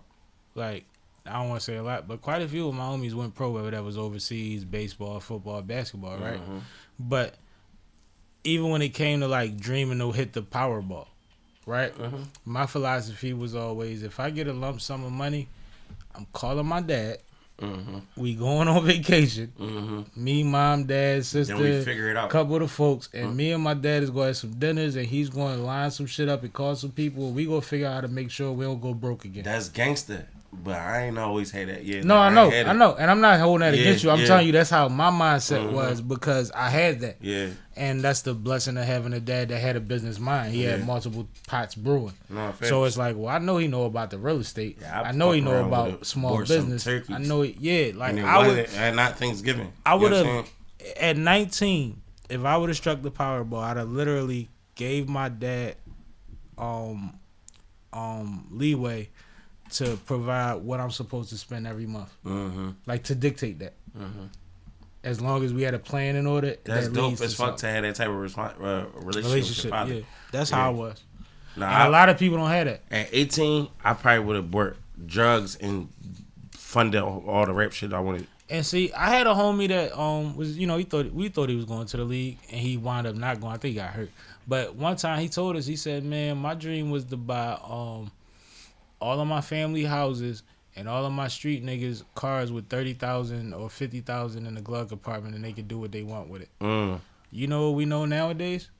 That would have got him an indictment. Yeah, that's crazy. Yep. But like niggas was thinking like that. That would have got him an indictment, not because of what he did either. No, just because they could say it came from that. Yeah, we know all these niggas and they doing certain shit.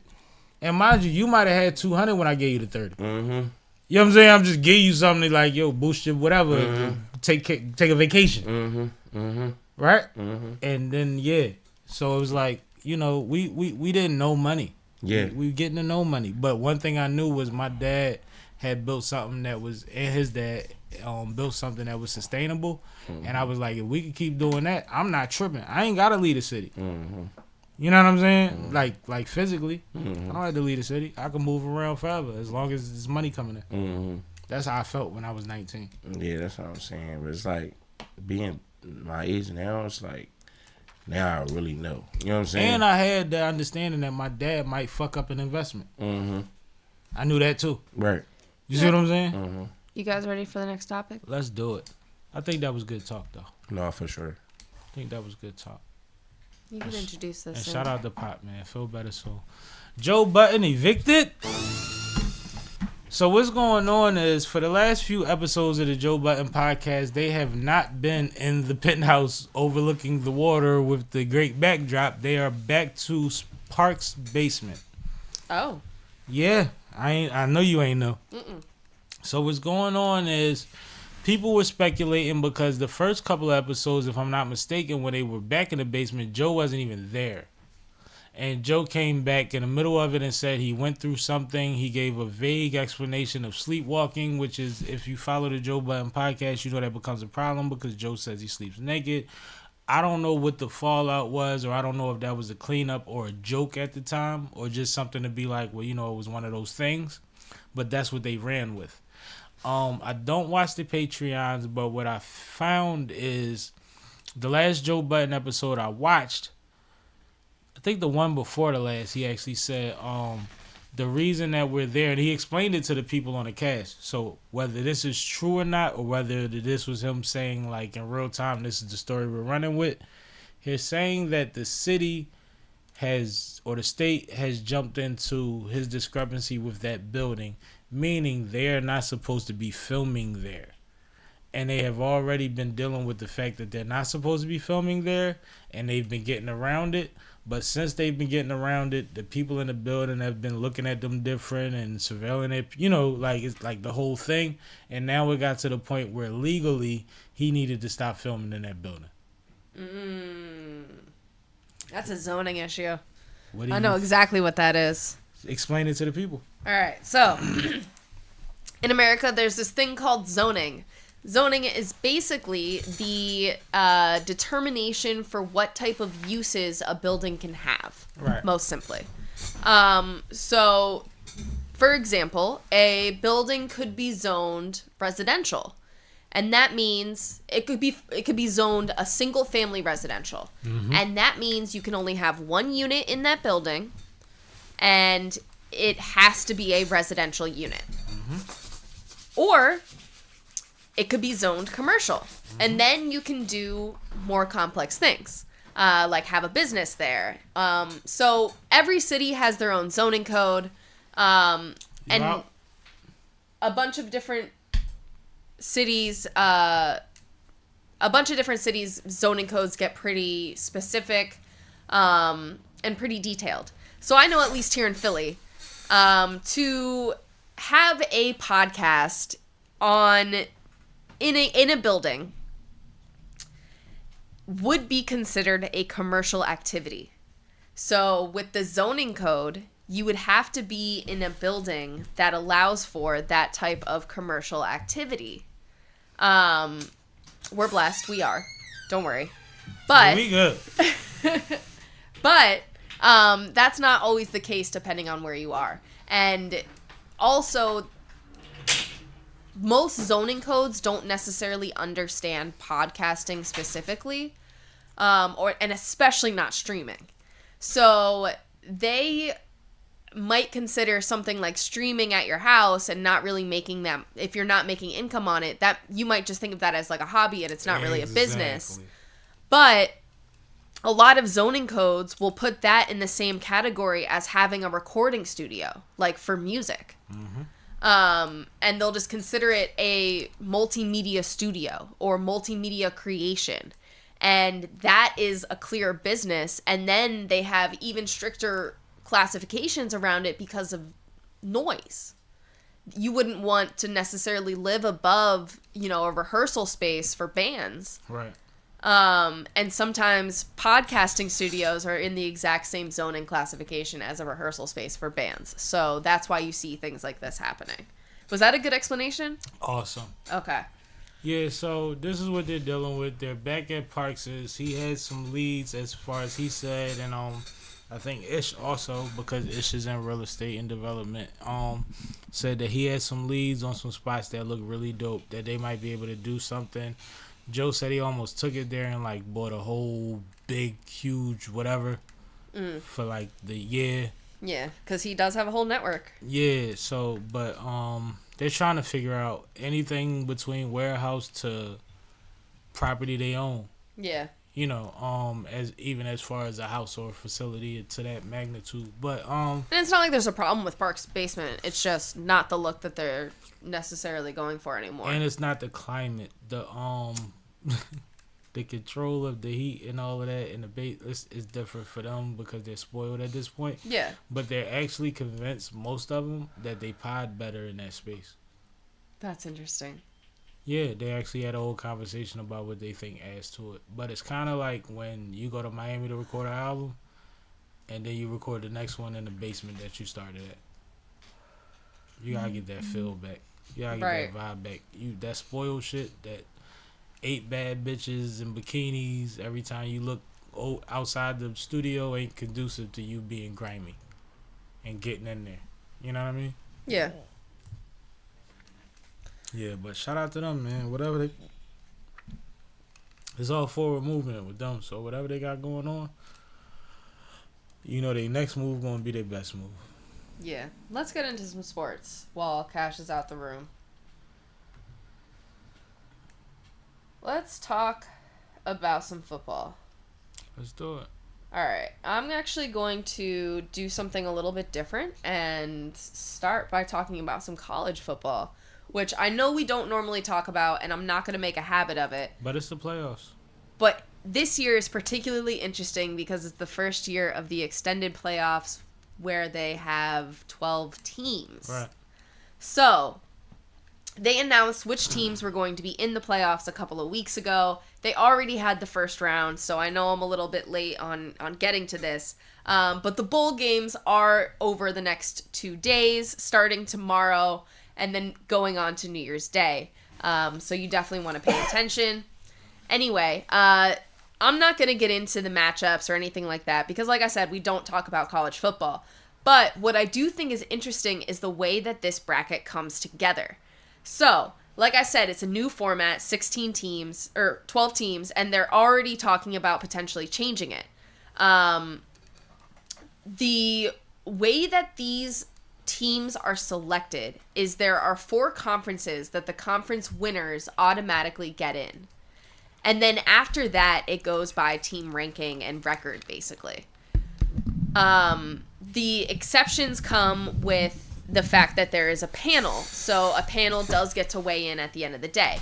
But what this led to was the fact that Clemson, because they ended up winning their division with an upset over SMU, Clemson ended up getting into this playoff with a guaranteed seat due to winning their conference.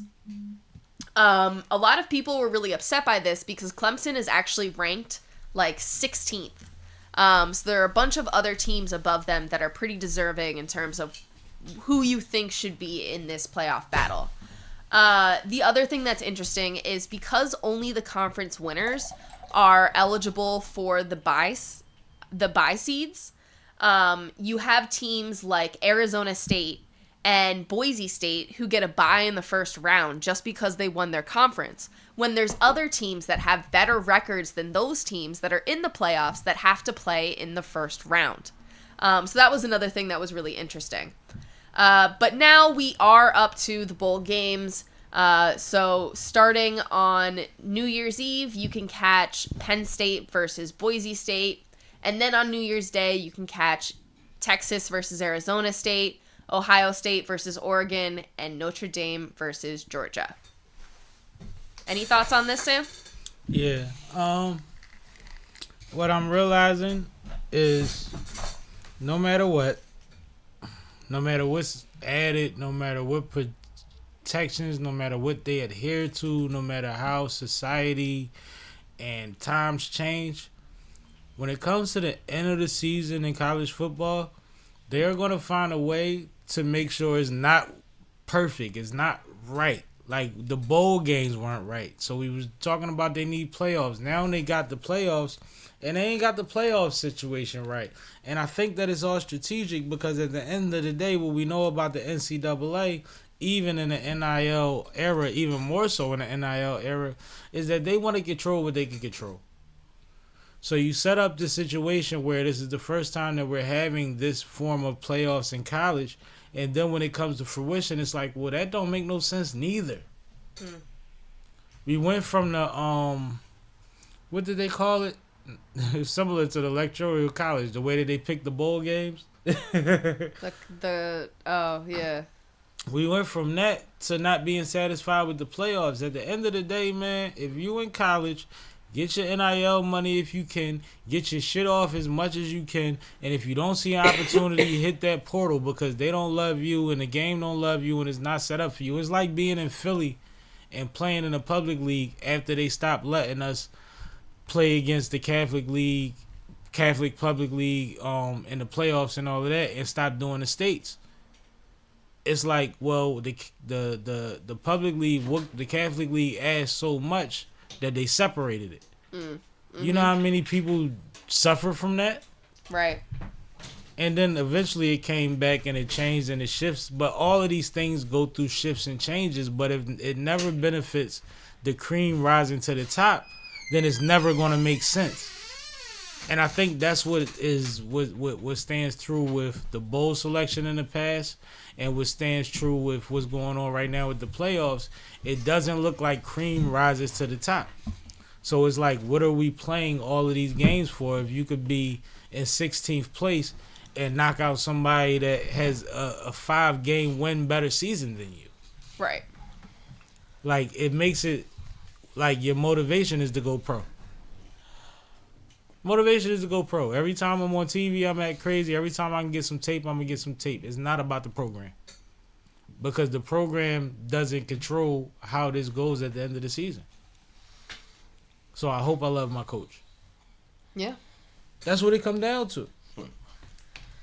Like, y'all forget, like, watch the Ben Simmons joint on HBO, man. When that fucking tournament ended and they went out early in the tournament, he packed up his room and went home. Watch Lonzo Ball. He did the same thing. He ain't even stay on campus. He had a matter of fact, Jello had his apartment his freshman year. Or LaMelo, one of them, like, took over the apartment. Like, them niggas is there for basketball. When basketball season over, they out. Football the same way, man. Y'all better treat it like they treat you. And shout out to the young ladies, because you can't go to the WNBA till you're 22, but whatever. But that's how they treating it.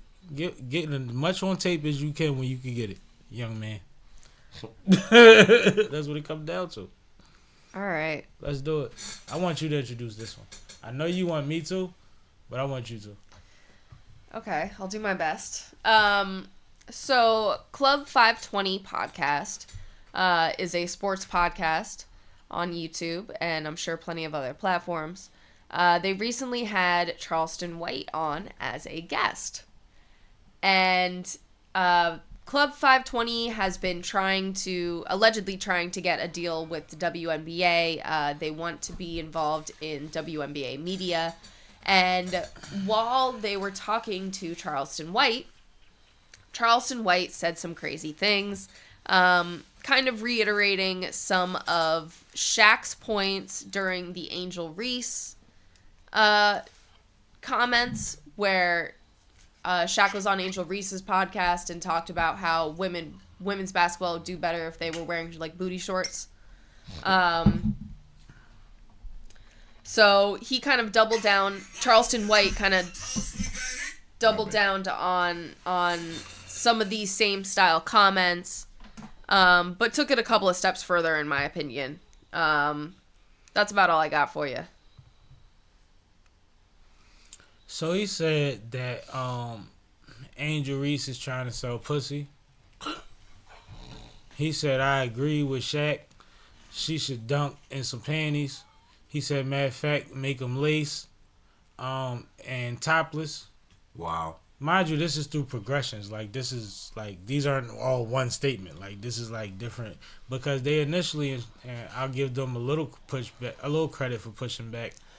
Initially, when he started on his tirade, they said, yo, we trying to do business with the WNBA. We trying to be an all-star. You know what I mean? Doing, I guess, interviews or whatever have you. And he was like, okay, my fault. But one thing about when you pay this kind of personality to come on your platform, they gonna do what you paid them to do, whether that's good or bad for you. It'll be great for your ratings, but your narrative will be based off of your highest rated episode, right? So he continued to do what he did, and he did what white people do and what black people do all the time, where they use an example of a black person that did something ignorant as a justification for why they're doing what they're doing. And we ain't the only ones, but I'm just saying in our community, we should be the last ones to do that. Yeah, for right? sure. For sure. So you'll look at, I'll give you an example. When I was at Roman Catholic High School, they didn't want none of us with afros or cornrows. And that was a thing. You could like get sent home from school for that. Right? I went to a school that was like that. You know how they justified that? Huh? They put an article from John Chaney on the wall in the office that said that he don't allow none of his players to have braids because of whatever. They used a black man's word against you to justify the fact that they thought whatever they thought about it. You see what I'm saying? So Charleston White is one of those. That's what he do. For sure. So he used an example of Shaq, and Shaq was dead wrong for a lot of what he said. Like, that was crazy, right? But at the same time, that was his justification, and they laughed at some things, they added on to some things, and I'm talking about Jeff Teague and them on the 520 podcast when this conversation was going on. But the backlash that they got was exactly what, if you're watching it, unedited, straight through. And you know, I've had people on here and they say certain shit, I'm like, hold up. Yeah. We gotta, you know what I mean? Blah, blah, blah, blah. And that's the reason, because people think that because somebody says something on your platform and you didn't say it, that it's on them. They don't have a platform like your platform, or this wasn't on their platform, so they're not going to attack their platform, right? So you got to be real careful about that. But this winds up one of them situations, but there are moments where the cast of the platform feed into it too much, because why? You paid him to be here. You can't afford for him to walk out. That's not the moment you want, because you haven't caught another moment besides WNBA slander. Now fast forward. You put it out, and you put it out unedited because you need the traction. You got to make up for the investment. You put yourself in a loop. So, you know, we talk about guests and stuff all the time. We talk about timing. We talk about who and why and where and all of that, right? Yeah, I mean, Charleston White is going to shock. Like, that's just what he do with every situation. I watched him plenty of times just add fuel to fire. Like, even when he had the situation going on with King Von's sister and all that, and he just makes shit worse. And like, he went further. He said, because they was like, well, you know, Caitlin Clark representing for Angel Reese is representing for people that want, you know, she wants to look like feminine and all of that, and get opportunities outside of the league. And she's like, but you got Caitlin Clark, who openly says she's straight, she has a man, and she carries herself the way that she carries herself. And this motherfucker, he said, well, on the road they all lick pussy. Yeah, and it was like, well, you know, a large percentage of, you know, there's certain people, and they described it the way, I won't repeat how they described it, but they said there's a certain percentage of people in the league that operate this way. And he said, yeah, but they put pressure on the straight ones, so they all lick pussy. Oh my God, that's terrible. Yeah, it's horrible. Like, that's crazy. He said, man, I'd take my woman up out the NBA. You crazy? Like, he went hard, bro. And this is a long... Like I say, none of these segments, like, there's interjection in between. None of this is back-to-back statement. This is a 7-minute conversation, I believe. 5 to 7 minute conversation of him just going on tilt about the WNBA with former NBA players and people that's trying to support the WNBA in their own way. But this is what you get for having Charleston White on. Yeah. I'm sorry. Yeah. Like, you got to pick what type of podcast you're going to be. If you want to be informative and cover the WNBA, like, do that. If you want to have a platform where you interview somebody like Charleston White, then you're going to get what you get. Do but that. remember, you seen me in the living room one night have a whole argument over Charleston White 2 years ago with somebody that I respected. Remember that? And remember, they was bringing up certain points about what he says that's truthful, and I'm bringing up the detriment. Right. And they like, no, but you know, and I'm like, yo, to fight so hard for certain things when other things are evident says more about you than I'm willing to argue for. Like, I don't have to win the conversation. You're just telling me where you stand. And at the same time, I can tell where you vote, how you feel about this, that, and the third, and who you'll tell them. I just don't like... I just don't like... Yeah, I get it. You know what I mean? No, facts. So it's like some things are what it is, but when you want certain attention, and trust me, shout out to everybody that's tried to do anything to add on our platform. There's certain moves that's for the future, intentionally, for a reason. There's certain moves that are not necessarily worth the risk. And that's a lot of different variables and factors. I've talked to people that I respect highly and got through the interview and was like, that was heavy lifting. I don't want to put myself in that position more often than not. I've watched you do that shit. You watch me do it. You watch me do it. How did I do? Pulled up. You did good. Pulled up like, yo, what the fuck was that? Yo, did you see that? But did you see this? But yeah, but that was, yeah, all that. And it just be like, yo, you know what? Tuesday. Just gotta say some random shit like elephant. Like, I just don't know what to do. Like, I don't. But in that realm, though, real quick, since we got your attention, real quick, I got 2 great episodes. One dropped right before this live stream. Shout out to my Uptown brother Mel Austin, a great vocalist. Let me put the right graphic up. Yeah, I seen that. And also we filmed a great episode with Asia Sparks. She told us about where she been at. She told us about where she at right now, and she got more going on than the average Smurf, man. Like shout out to Philly. The energy that she, like, these women is really putting on, bro. Like, in a real way, like multitasking. Like, niggas is complaining about low shit. These motherfuckers is doing it, and I really got to talk to her and have a real dope conversation with her, and her energy was infectious. When she walked in the room, she was about an hour and a half late, but she was lovely. And then when she left, she was lovely. But in between, we got to the grits and the motherfucking knits. You know what I'm saying? So, no, shout out to that, man. Look forward to those episodes coming out. Like I said, about Austin out now, Asia coming out soon. And, yeah, that's what we doing. Also, we will be live tomorrow. We got to pick a time. You pick a time yet, Kay? We haven't picked a time. Maybe like 3? 3? Let's do 3. Oh, look at that. We'll be live at 3 tomorrow, New Year's Eve. We're going to do the New Year's Eve shit and a year-end recap and all of that, man. We're going to do all that tomorrow outside of the anything that might be on the list tonight. That's fire. Yeah, so let's do that. We doing that. And Cash will be here if he can. Because he can still be home in time to drop the ball with the family. No, that's cool. You are invited. Bring champagne. Let's do it. Last time I had champagne up this motherfucker, you ain't want to drink it. And then we had like a half a viral clip about that. I don't think you need to bring champagne. Remember? New Year's, for the stream, I'm going to get a bottle. I'm going to get a bottle of champagne myself. Because they got that up the street. But on New Year's for the stream, I'll drink a little champ. I had some champagne. But I need somebody to drink it with me because I'm not going to drink it. I had a bottle of Bel Air. I have orange juice, so I got you. And I tried to pop it with you, and we was drinking beer and yak already. Yeah, man. He was like, I got to work tomorrow. I was like, you just drink beer. But see, this different. This New Year. Nah, I feel you. Yeah. And I mean, as DJ Trell, we be, half the time we see each other, we exchanging champagne bottles. Because I know he likes champagne, and that's his style. He know I don't drink Ciroc. So he'll bring me shit. So I'll be like, I don't really just drink champagne, but I drink mimosas like with my lady and shit. I mean, mimosas is a good vacation joint for me. Morning joint. It's not like a night when I'm turning up. Yeah. But I respect it. So let's go. I just wanted to update things that we got coming up, like the K Show that we got to need a name for. The K Show. And don't forget that sound like the show. The K Show. I mean, it could be the font. You should put like your head next to like an AK. That'd be fire. Her name of the show should be Fantastic. You stupid. That's a great name. Speaking of new Big font.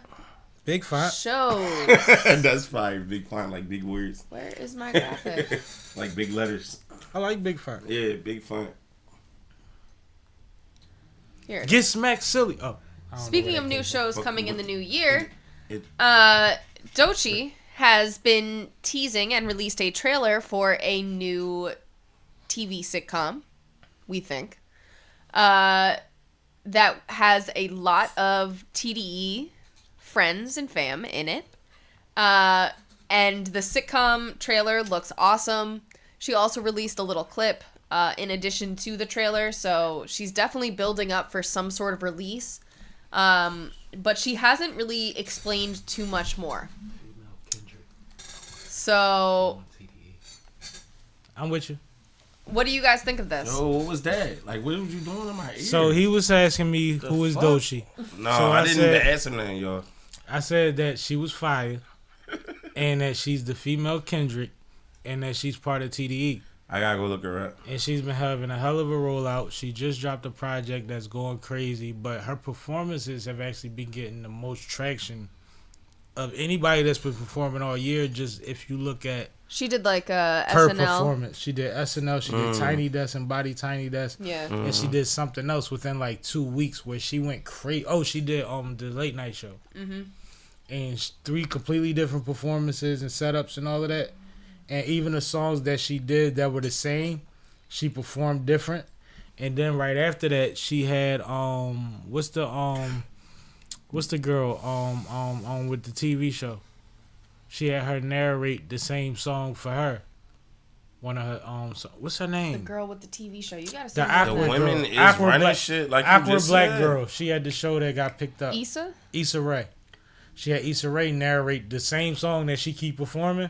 And Issa did it, and that went like every time she do something, it go crazy. She's different. She's on some like India Aria rap type shit. But she can rap her ass off. She can sing. She has like pockets. Like when you Yeah. watch her perform, it looks like a stage play. She It like like here a with musical. a white alligator. This is different. Yeah, Well, her image album different. is Alligator Bites or something. Yeah, the alligator bites Never Heal. Yeah, Never Hill. So like, Doechii is like what you heard about when you seen certain energies in like a ball.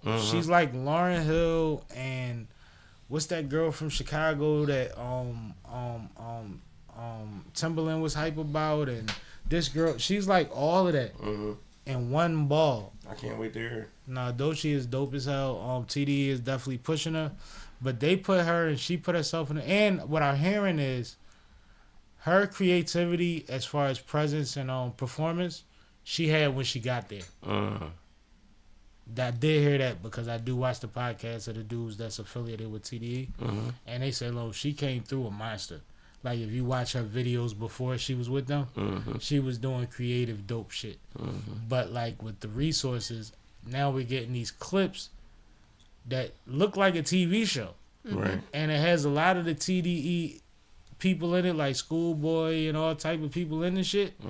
But some people not even in there under their own name. Some people are, and it's Right. like we really don't know what's going on, but we know that it's going to happen on January 2nd. That's good. So this is another rollout. That's like she might drop a project on January 2nd, but we looking for a sitcom. Or That's crazy, they yeah. might have a Hulu deal. Yeah. Like you never Yeah. fucking know. You never know. It's TDE, is high level operations, and you know, That's Kendrick left and ain't left, Yeah, right. Exactly. right? That's a great job for the whole situation. But Kay, what do you think about it? What do you think it is? What are you envisioning? Because you probably more creative artistically in certain ways than I am, right? Especially when it comes to production at this point. What do you think they building up for? I mean, Is it a sitcom?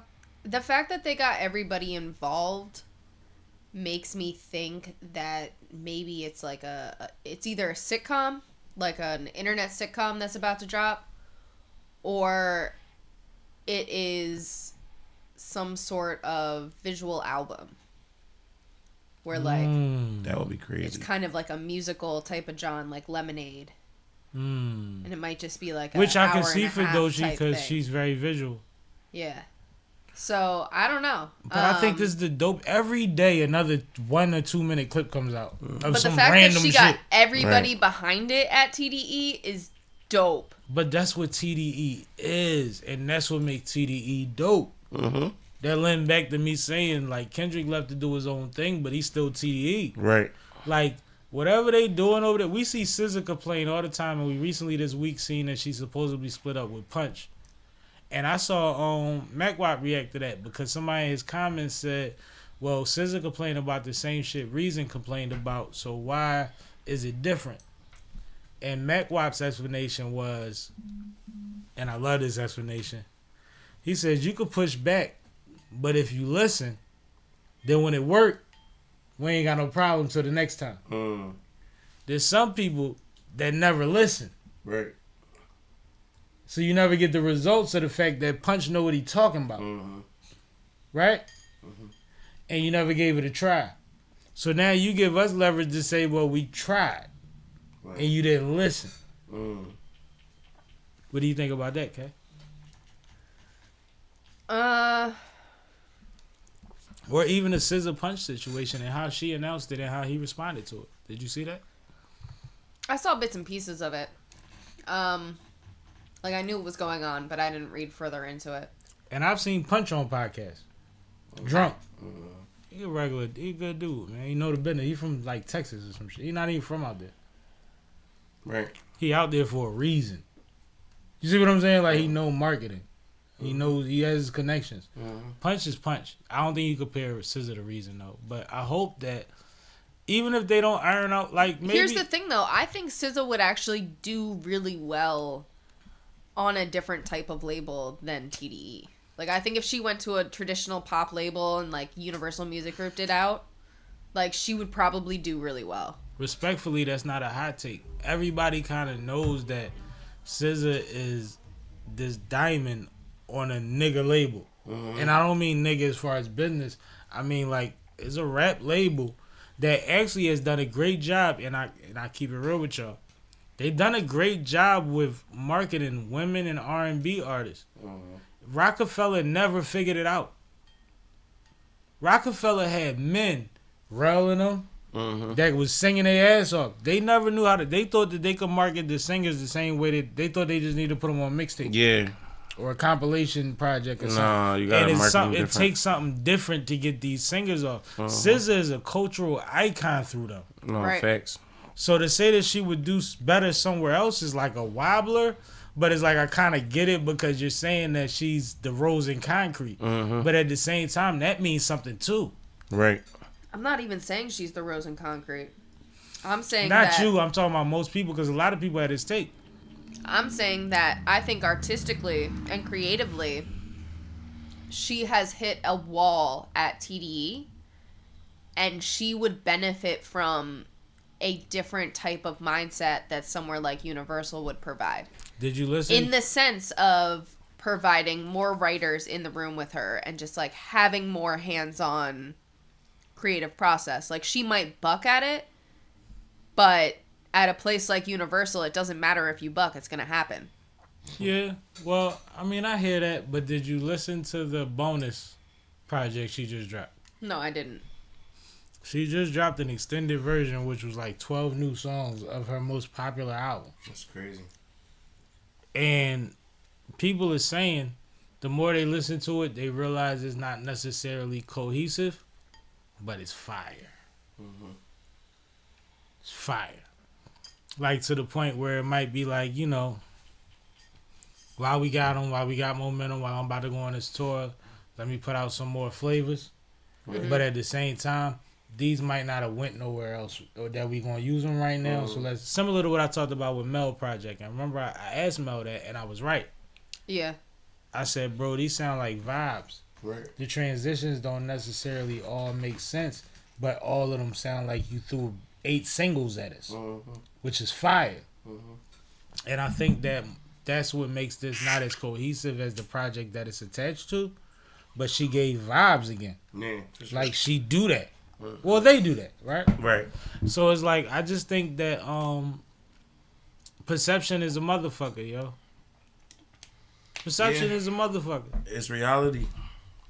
It's a motherfucker. SZA had mishaps on rollouts and tours, but she's also a generational GOAT.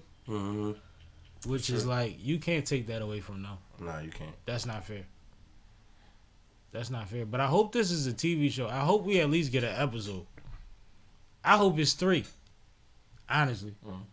just like as a rollout, like, you know, just create different funny scenarios. I don't know how long the episodes would be, maybe 10, 15 minutes, but like, I just want you to build on, like, we've seen it happen in battle rap before. Remember, Kay? When Jazz and Geechee was over there doing the joint? Yeah. Oh, the show, yeah. That shit was funny. No, that wasn't Jazz and Geechee. That was Jazz and Luke Castro. Yo, Luke Castro, you're right. Jazz and Luke Castro was over there. That shit was funny. It was creative. So maybe that's along the lines of what they trying to do too. But I'm excited to it. Yeah, I'm with it. I love TDE rollouts. I hate that people think that in this day and age they get to dictate when motherfucking a roster is supposed to produce product. Right. When we got a roster, I ain't just got you and me. Right. Like, I don't like that. So I love what they do, man. Salute TDE. Salute. Big salute. And if you follow the shit that I follow, that last album had a lot to do with the people around him that have podcasts, whether it's verbiage or the features on it. Kendrick is totally tapped in with them. That GNX album is what I'm talking about.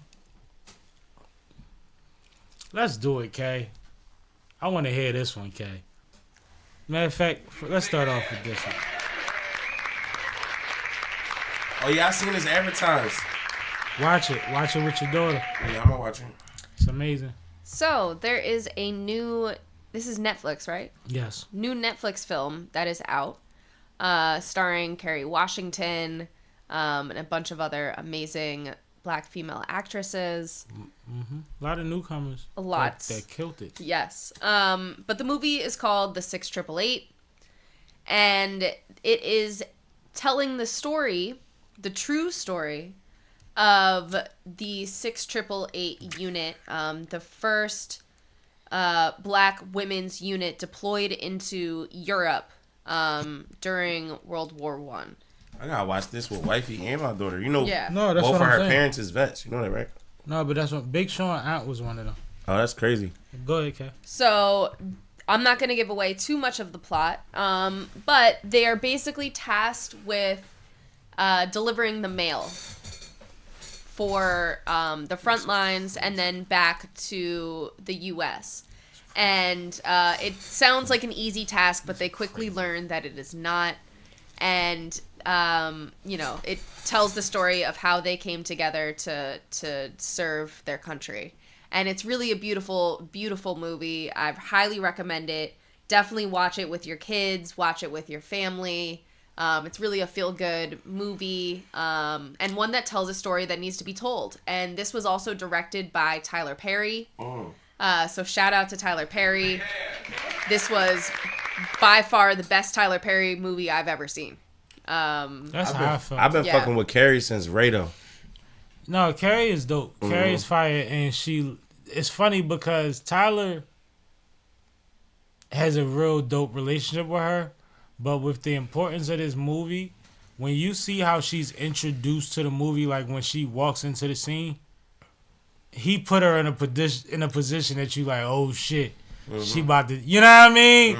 Like as soon as you see her, you like, oh, all right, it's She going gonna up. carry it. Yep. Yeah, and it was just like, if you know anything about production and being intentional about, like, as you have to do with things that are, especially things that are this sensitive, like that was so fire. And the soldier that she represented is a real superhero. So she carried it, and a lot of these young actresses did too. And Debbie Allen came through for choreography, for the dance scene, and for the marching scene, and they just did so many dope things that made this thing a real thing. But one thing that I'll say that they were able to say in a lot of the press stops, so I don't feel uncomfortable saying it as far as telling the story, is that they were sent over there to organize mail that had been backlogged for years. That had 7 million plus backlogged pieces of mail. And morale was down in the military and things like that. And they got sent over there basically on a failing mission. Somebody challenged to send the black unit over there because they were good, and they said, we'll put them on something that they'll fail at. So they gave them 6 months to organize this mail. And these women, based on whatever their upbringings were, their specialties were, found new ways of figuring out how to find where this male came from or should go. Right. And the 6 months that they gave them to accomplish that, they actually accomplished it in 90 days with horrible lodging, horrible support, and a whole lot of pushback. And it just shows what black women have been doing for this country for eons since slavery. When they don't have anything to gain when they get back home, but they making sure they put their best foot forward when they doing their job. Right. So I think it was powerful, man. It's emotional. It gets dark. But when it gets dark, you remember it's a true story. Yeah, I like shit like that. With music and movies, is like if that shit don't move me, if it don't trigger me in no type of way, and I mean I don't mean it's corny, but but this I like when I can feel something, you know. This give you the DMX effect. You gonna smile, you gonna cringe, you gonna smile, you gonna damn near cry, then you gonna rejoice. It's like it's one of them type of things that like they take you up and through there. Yeah. But they show it in a real way, and what you see is things that look familiar to you. Like I said, Big Sean thanked them for honoring his aunt in this way, right? A lot of the women that served, the way that they were depicted back home was shameful because they were black women, so they were depicted as concubines for the soldiers. We didn't know they were doing this great work, right? So when they came home, a lot of them hid that. They did. Oh, my aunt went to war. I don't know what she did. But then when you find out, oh no, she said 688. Oh, this hurt. Yeah. And we talking about damn near 1,000 women. Right? At some point that they get captured in this movement, and it's like, yeah, a lot of them, their families either knew or didn't. So this was great, man, to honor them, and shout out to Tyler. I agree that this is my favorite Tyler Perry movie right now. Oh, that's fire. And that might be a recency bias, but I also know the energy of most Tyler Perry movies. And this is something that when you buy an Air Force base to build a studio on, you make movies like this, my nigga. Yeah, I'm going to go watch this shit tonight if I can. A Confederate Air Force base at that. Definitely. It's highly recommend. No, it's fire. It's like a must see. It ain't one of them slavery joints. It's like how what's the NASA joint with the black woman that had to do the math to figure out all the shit, but they couldn't even pay it. It's like one of them something. Hidden, It's one of them joints where like your daughter need the You know what I mean? Yeah. Your wife need the I feel you. Yeah, that's the thing. And like it ain't even about being black. No, it's just part of history that should be told. No, for sure. Period. Triumph, perseverance, shit like that. And the reality of what people had to go through to get to where you at, man. Appreciate where you at. You get to complain every day through a fucking keyboard. Somebody could have struck you down for that 20 years ago, 30 years ago, 40 years ago. For reading. Yep. Trust me, it ain't as far back as you think it is. I was born in the 80s. It was certain shit that if you would have felt how you felt today publicly, they'd have been at your doorstep. And it wouldn't have been no gangsters. It'd have been, your local politician and them with torches. Nah. Shit not funny. No, because it just went down in Virginia recently. These motherfuckers like, it's a thing. Cash, you could introduce us. Well, I don't know exactly what happened. I'm not going to read so sad, but like, I just saw this post that came across that said as America's oldest living person, Elizabeth Francis, passes away at 115 years old. God bless her. Yeah, I think I watched the video. She was like still like, you know, in good stance in the video. Like had a good attitude and stuff like that. But to live 150, yeah, right, exactly. To live 115 years is wild. It's like, damn. I mean, it's hope for everybody, you know. God willing, in another day, my grandma will be 99. I'm literally in the process with my family of planning a 100th birthday party, which is a blessing. Let's make some noise for it. Yes, definitely. Yeah, I got a great aunt that's 96 too. The twist is, and this is why I applaud this young lady. It's touch and go at that point, right? We planning a party, and half of it is like, you know, we hope she makes it. We don't want to be facetious and feel like, you know, it's guaranteed. And but what I told the people that I talked to about it, namely my mom and a couple other people, I said, well, we gonna plan it, and even if she don't make it, we still gonna do it, and we gonna celebrate. because it's a milestone regardless, and she deserves to be party with or about. But so when you get the 115, you see what I'm saying? Like it's just so, it's such a blessing, and it looks like a melanated young lady, a black woman, right? Yeah, for sure. I think it's fire to of course, to put your folks away in a beautiful state, as far as funerals and things of that nature, the traditional way. But I think an innovative new way to celebrate, our people that transition into the next life, or to, passing away. I think it's dope that if we would do things of that nature, not just a party, maybe it's a trip or just some type of gathering with the loved ones. The funny thing is, that's more like where we come from. America is afraid of death. Right. Everybody else celebrates it. No, because my cousin, his father passed or whatever. Shout out to TJ and Derek and shit. Absolutely. They father passed and they didn't do no funeral. They did a party. You know what I'm saying? They did everything they were supposed to do as far as his burial, but I mean, the same way that we buried Byron in a dicky suit, because that's how he lived. Bury me as I live. You know? So, bury me as I live. And that's just like your homeboy that was Muslim and his mom was Baptist, and she buried him she gave him his funeral in a church instead of a janazah. Like, bury me as I live. Right. You know? That's all it is. That's all it is. And I don't fault his mom. She just don't have a level of understanding from, her perspective. No, for sure. So, yeah. But it's a I real just thought thing, that was man. something to Shout put out out Elizabeth into the Francis, universe. Yeah, man. for sure. God bless you, man. Longevity. She stood Can for you longevity. imagine what she's seen? You know how much pain I'm in my 40s? I can't imagine doing that 3 times. Nah, but let's not even think about that. Think about the knowledge that she had. Think about the shit that she knows. No, I understand that, but that's what's scary, because you want to talk about traumas. You know what she's seen? Yeah. And 115. You know what we saw in 2020? Right. What you thought she saw in 1920?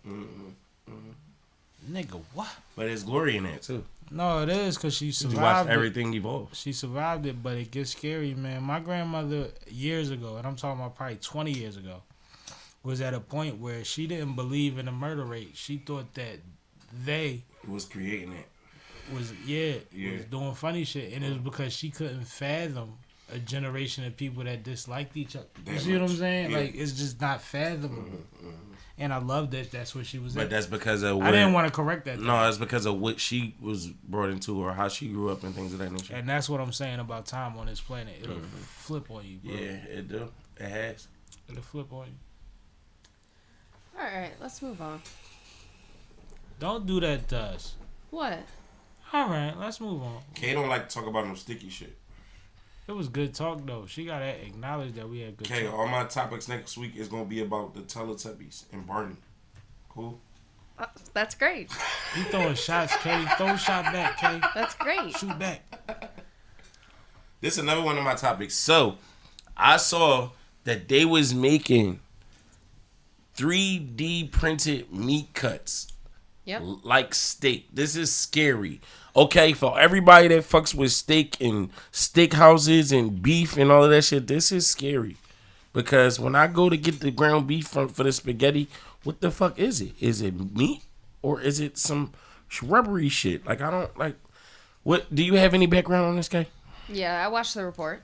Okay, can you give it to us? So You didn't watch the report, yo? Nah, I just thought it was a good topic. Yo, this nigga is crazy. Go ahead, Kay.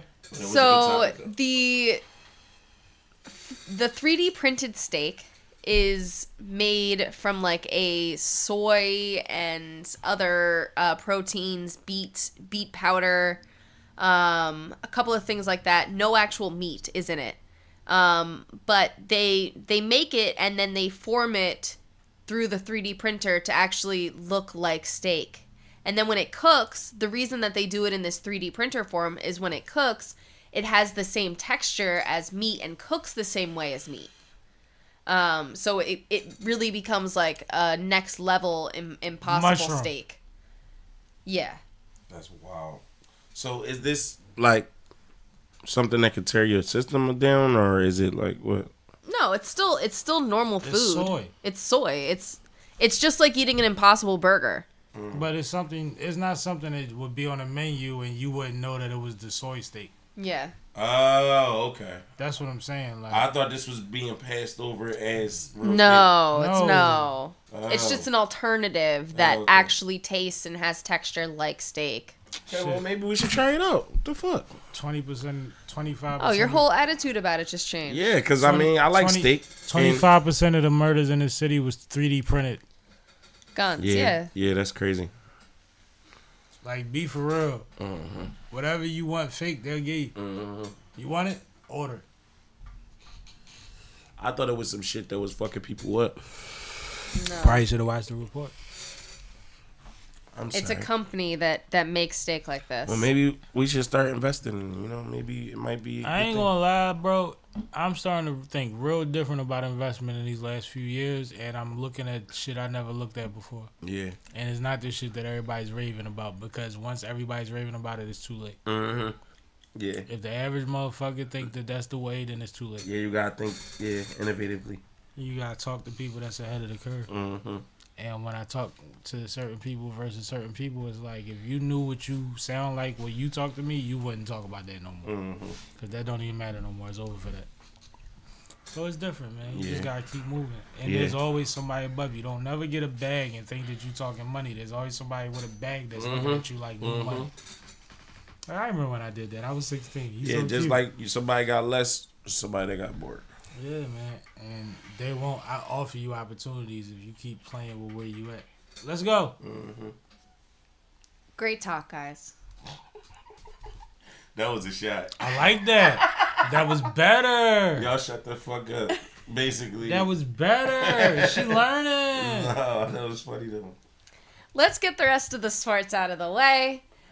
Let's talk about the NFL. Of course, the Lions are currently playing the 49ers. That game just Lost of me. started. But I'm more interested in talking about the playoffs. So I put together, this could be bracket. Let me be clear, none of these spots are necessarily confirmed. Yeah, boy. Except for the second place spots, I believe. So anyway, the Chiefs did clinch the first place spot, so they will have a bye. Get down on the ground. Then continuing on with the AFC, we have the Bills, who got the second place, but it's unclear who is going to end up taking the last wild card position. Hold on, wait a minute.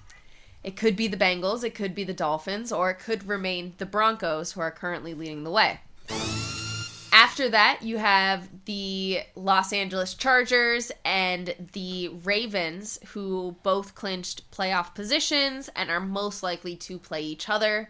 And finally, the fourth and fifth teams would be the Houston Texans, who are most likely to win their conference, and the Steelers. So that's where we're at now. And then looking over at the NFC, you have either the Lions or the Vikings, who could end up with the first place position in the NFC. They actually play each other next Sunday, so they'll have a head-to-head competition to duel it out. And with the winner will end up getting the bye, while the loser will end up playing either the Buccaneers or possibly the Falcons. I personally think that it's going to be the Buccaneers, but that depends on what they do on Sunday as well. The Eagles are most likely to play the Packers. The LA Rams are most likely to play the Commanders moving into the playoffs.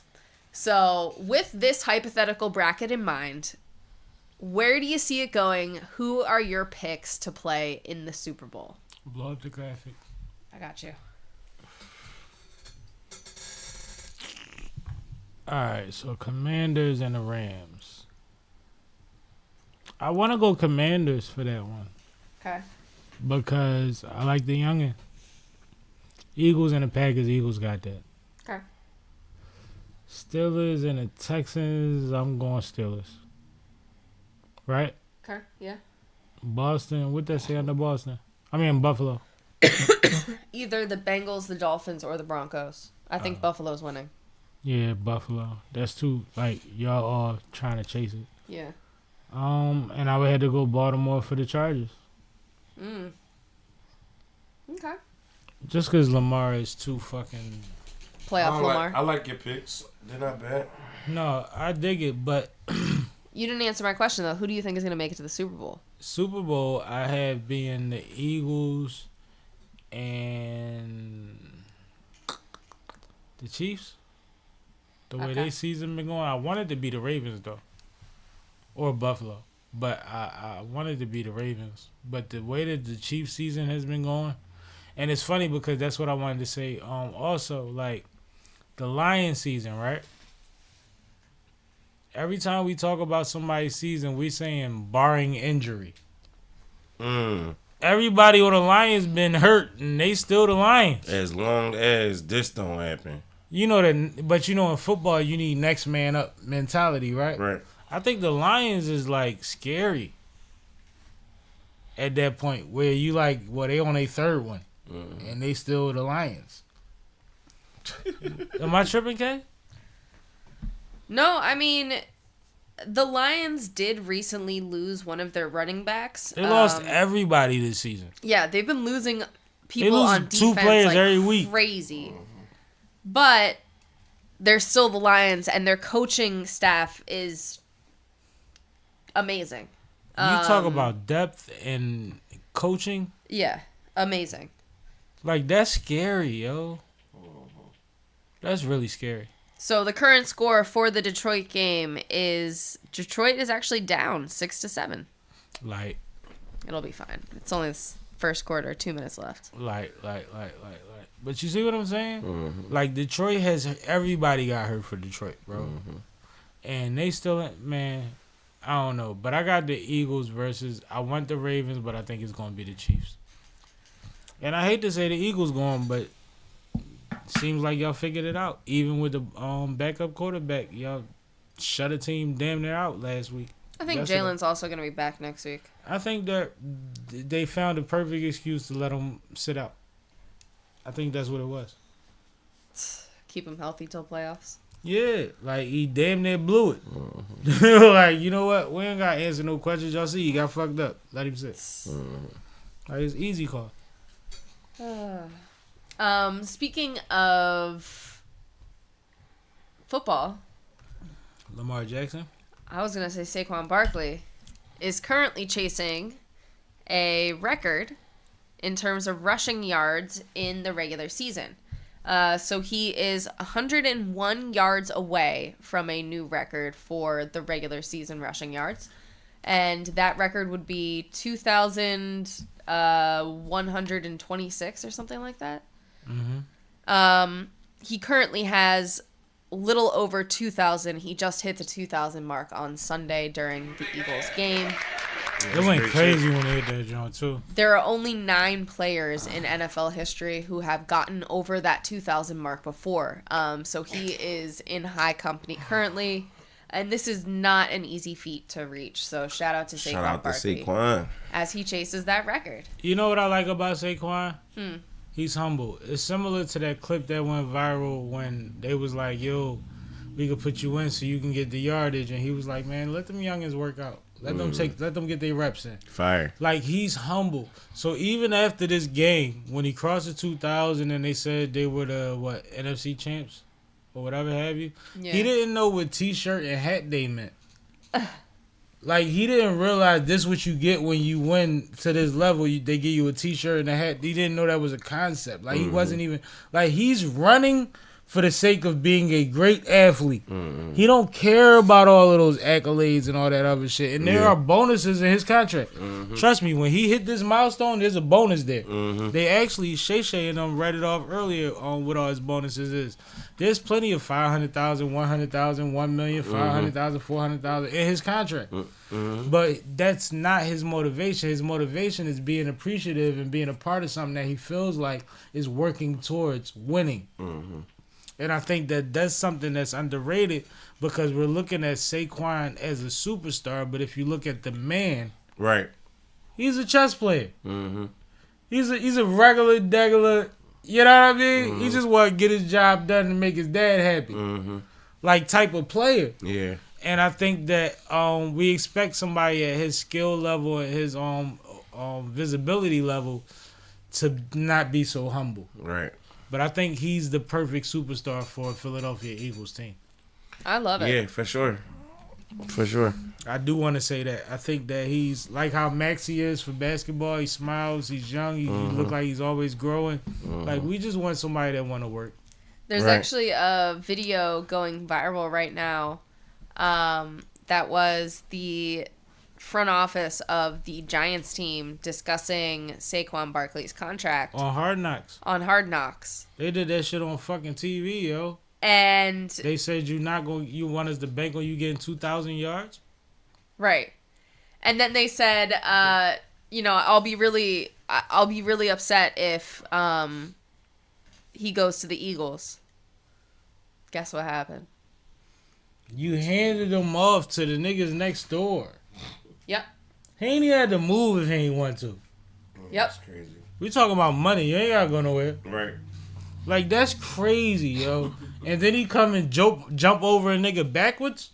He still has the best play of the season.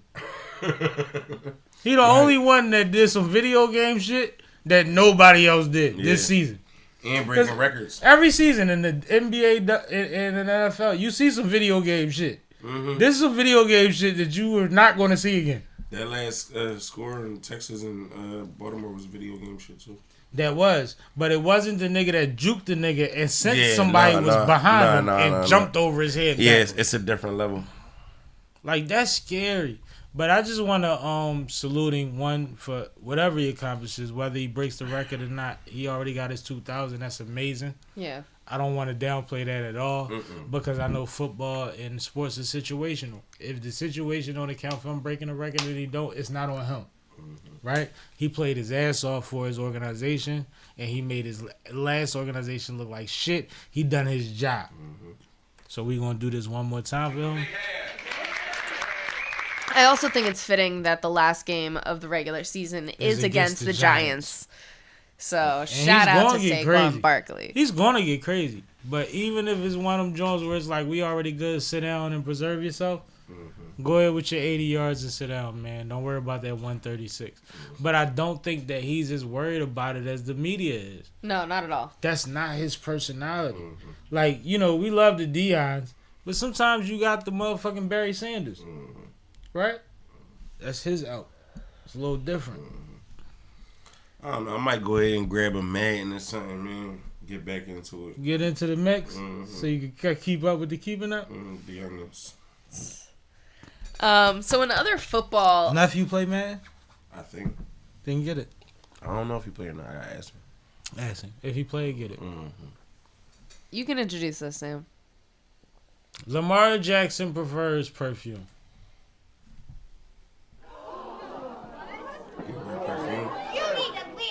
So Lamar Jackson, as we know, superstar quarterback, possible MVP this season, just as Saquon is, but I think Lamar's a little higher on the list if we're being honest, right? He actually has a fragrance line that he's affiliated with, and he recently came out and said that part of the reason that he makes it unisex is because most times he prefers female fragrances and perfumes for himself. He likes lighter scents.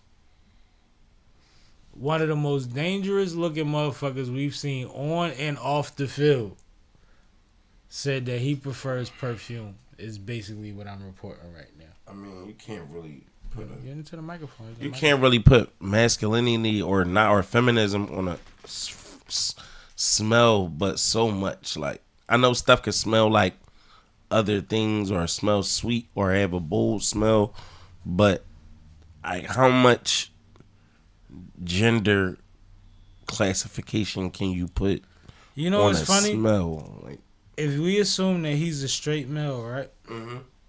Then that means that women are attracted to whatever scents he's been wearing 9 times out of 10. Because as a man, if they weren't, you would switch it up. Or women actually suggest scents for men all the time. I mean, I use secret deodorant. Like, that shit strong. No, I got a Strong as deodorant me. that's mean. You know what I'm saying? Like that. But when I pair it, or when you put the body wash, you know, it's levels to layering and all of that shit. Yeah. I don't know. Like, perfume ain't panties.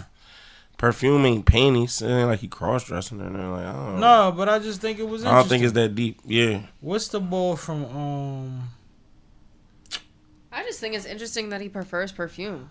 Like, I usually go for the unisex smells too. But for the opposite reason. Like, I usually prefer the scent of cologne. Not that I want to smell like a man, so I'm not going to go buy cologne. Mm-hmm. But the unisex scents are usually like a lighter, but still, you know, not flowery, not sweet, not all that stuff. Right. So I usually go for a unisex scent. So that's interesting. all right, well, I just sent you the clip that made me aware of it, and it's from the, what's the show? My man, what's his name? Ricky Smiley show, the morning show, Ricky Smiley, and you'll see. Yeah, start it now. We good. You got it on the right window. Well, I'm getting there. Yeah, I'll show y'all how that plays out. Because what's funny is about it is Gary with the T is LBGTQ. Okay. So this is his response to it. Oh, okay. All right.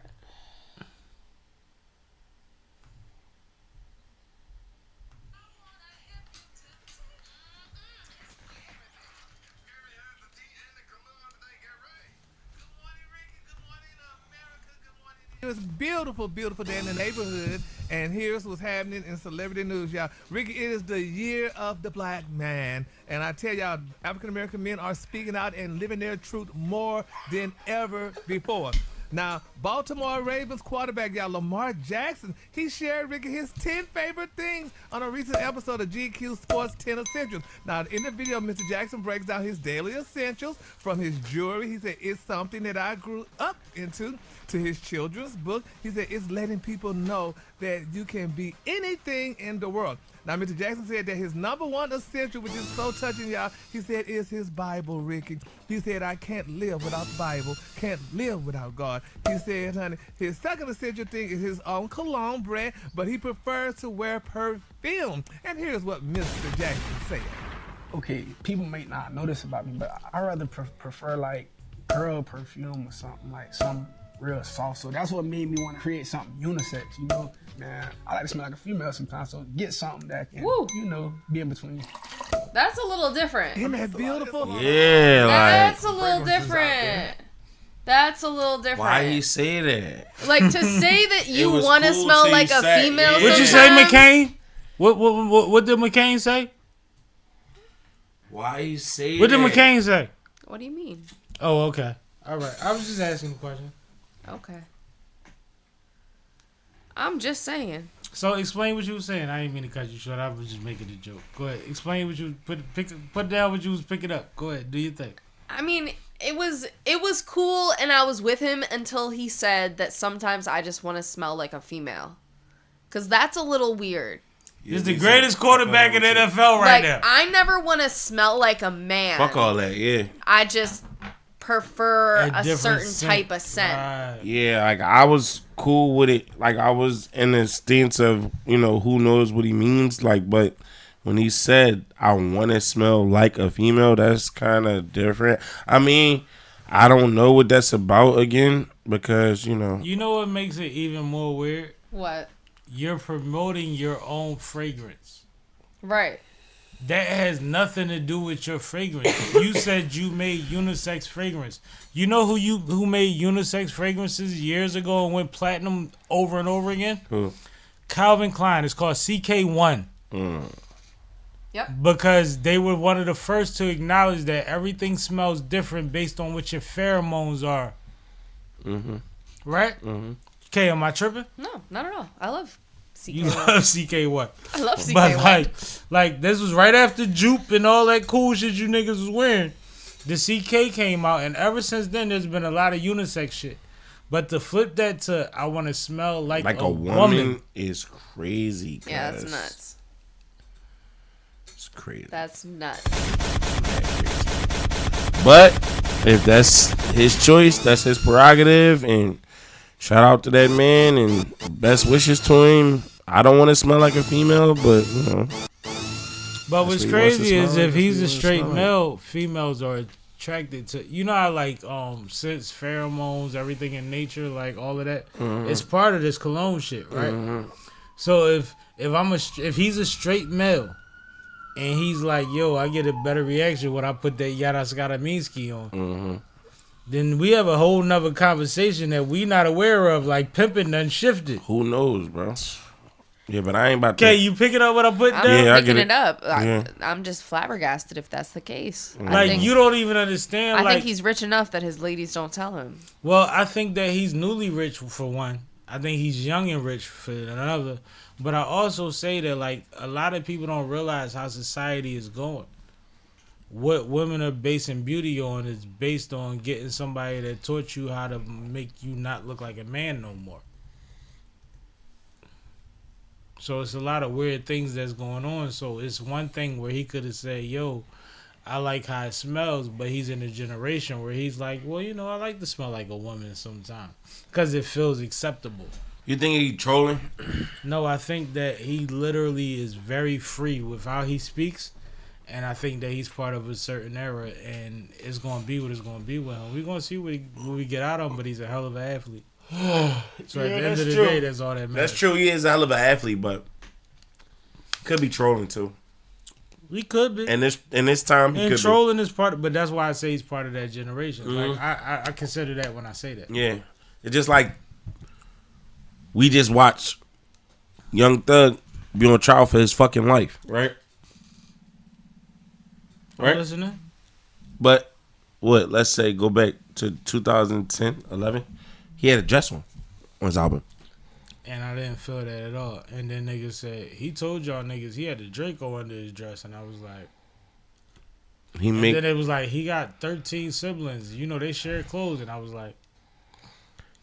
So, like, it ain't up to me, but, like, I'm going to still make the same face, my nigga. He could be trolling, though. You know what I'm saying? Nigga got kids. Mad kids. He got over 5 kids. The baby went to South by Southwest as a grown man in a diaper and a gangster. That's what I'm saying. He said he had a pistol in his room. I wouldn't put it past him. No, he said it on Breakfast Club. No, I heard him say it. I'm saying I believe it. Yeah.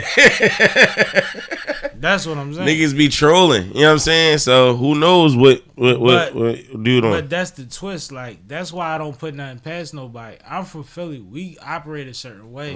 And things got weird in our city in the last couple of years. Because of the internet. But the motherfuckers that have the same understanding know that there's certain ways that you'll go by yourself and there's certain ways that you'll go with a clan. And you got to pick a side. Yep.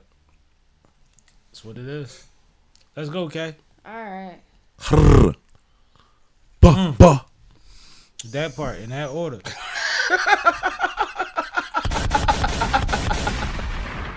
I wasn't even doing that. I was referencing K, like you said. But you done good. Okay. That was actually perfect timing. Great timing. You or me? I want you to start it because you seen it. So, I wish we could show the video, but it's a reaction. Matter of fact, so let I'm me not start going it. to. I'm gonna start it. Oh Okay. shit, Wack put some work in. Yeah, so I gotta go watch this. I be on Wack. I be listening to the YouTube content shit and all that. We be on Clubhouse. Go ahead. Clearly, Wack and Loose Cannon invited people to the No Jumper platform.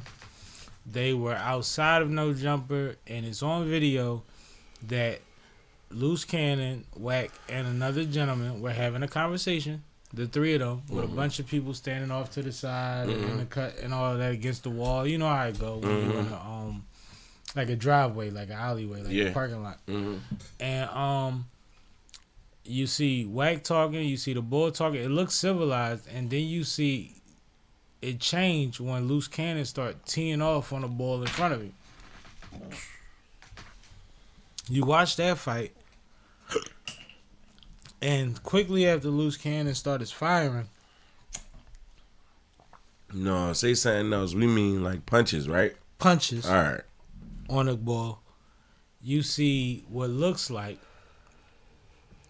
Somebody reach. a lighter that's shaped like a firearm. Really? And then you're watching and you're hearing Wack 100 saying, yo, don't do that. Yo, that's too much. Yo, don't do that. And then the camera pans left and you see a bigger gentleman suddenly getting teed off on. Which makes you think he's probably with the guy that's getting teed off on over there. They beat him. They beat them. Then they stripped the big guy. Nude. When I say nude, I mean nude. The first guy that got hit, he stripped, but he still has his pants on. Damn. They continue to beat them up. After that, like the guy that got stripped nude, the big guy, he was out. This is out? This video is out? Yeah, this video is out. But Oh, I the gotta video see is that shit. weird to see because the only clear video that I've been able to find is with somebody narrating it. So you got to kind of like skip through the narration. But it's out. And they both get rolled on again. And So this is the opposers to Wack and Loose Cannon, right? right. Yeah. So then today, which actually drew more attention to it than anybody had on it, Adam put out a statement and said anybody that brings drama and violence to my platform is no longer allowed. I'm not going to say no names, but some people I love, like, why would you think you could bring that to my building and come back? So it's like the internet went like, yo, did Adam just fire Wack? Right? So that drew more attention to the video. You see what I'm saying? Yeah, for sure. And, bro, I'm from Uptown, and you say that all the time. I know niggas that caught a nigga at the Popeyes on Wadsworth Ave. He disrespected their sister. They was that in the streets, and when they pulled up before she got her order, they stripped that nigga in the parking lot. And I know how much they paid to get that erased from the fucking internet. From YouTube and all of that. Like, I'm talking about how money, and I heard this from them. Yeah. Not hearsay. Like, I was at Spades Night, they was at Spades Night, and they was talking about it. That's a bad joint. And you know these niggas if I told you their name. But what I'm telling you is certain shit happens, bro. And it's like, why is this on camera from other people than us? There's a young lady that's standing in the middle of that. If my girl or my road dog, Safia, right, was there and it started going down and somebody pulled out a slingshot, Saf, pull the car off. Go around the corner. Go in the building. She videotaping. I'm running. Yeah. Bro, Kay, am I lying? She's videotaping. Yep. They used to have niggas pulling straps and all that shit too. I saw slingshots. Yeah, like what? Like, She's videotaping, bro. And it's like, if she not reaching for nothing, she don't need to be out there. Am I tripping? nah, not at all. That's wild. Bro, it's sloppy, and it's one of those things where Not like, Wack, not Mr. Always talking about everybody else crimes and all this goofy shit. Like, you know how, you know, and you know what you hear? what? Strip this nigga, did y'all run his pockets? From Wack? From niggas that was doing the do. You know what you attached to now? Some shit that Aggie. if they bring it to the motherfucking police, Aggie, robbery. you was there. Yeah. They gonna say you lined it up. You gonna have to prove once again whether you willing at your age to tell on somebody or take another 5 years for fucking armed robbery. Well, you built your platform off of that, though. So, based on you building your platform off of that and doing trucking and doing management, You hear him. now you got to face that same. When the bull pulled a slingshot out, he say, don't do it, it ain't worth all that. You hear him. You don't see him run up and grab nobody. Yeah. You don't see him intervene and stop the shit. You don't see him say, stop hitting them niggas, the niggas sleep. You don't see him say, don't strip the nigga. Right. Y'all trying to do some shit that's going to affect these niggas long term, and you know what else is added on to that? Oh, the Young Slim went live after that. K, you don't So even know who this. is the niggas that they? Hold up. Who is the niggas they invited there though? They say it's Harry O bodyguard, so I feel like it's Harry O was the person, and they're saying that Wack and him is connected through a prior bid. Yeah, Wack was just beefing with Harry O like on Clubhouse. But I don't know if that's official because I heard people that said if that was Harry O bodyguard, do it look like, I don't know. We still waiting on that, right? Yeah. But to have that as your mantra is to just go after, to seek. Like, it's crazy. The nigga's already in a good position financially. To have that as your mantra, to profit off of talking about if people right or not, like, it's just crazy. Bro, it's crazy. So what happens is ODM Slim goes live. And ODM Slim says he knows them niggas that got attacked. He said, why would they be at No Jumper if they weren't invited and given a green light that it was safe? Talking about the climate that, you know, they live in, right? Right. We know certain people don't fuck with certain people. Right. We know in that building, there's a lot of fucking sides that don't equivalate to the same side, right? Mm-hmm. So when we schedule things, we making sure that I'm in the building, when they not in the building and all that, when I go there, right? So for your man, one of the major contributors to the platform, to be in a position where he looked like he lined us up, they are suing. And that's what ODM Slum was saying. He said they're suing. It's going to get crazy. This might implode. You know how you get these motherfuckers warnings like, yo, you a culture vulture. Yo, you come from the wrong situation. Shit about to fuck up. Now, I give Adam whole wave is what you saying. I give you two examples. Adam and Vlad, right? Yeah. They both. Vlad's safe though. Vlad has actually kind of curtailed his shit a little bit, I think, right? Then I give you a Trap Lord Ross. He goofy. Trap Lord Ross has, he gonna fuck around and get shot. Trap Lord Ross has actually got deeper into his content. Yeah. But he's learned to put it in a certain light where it doesn't seem like he's promoting it, like he's saying all the right words around it.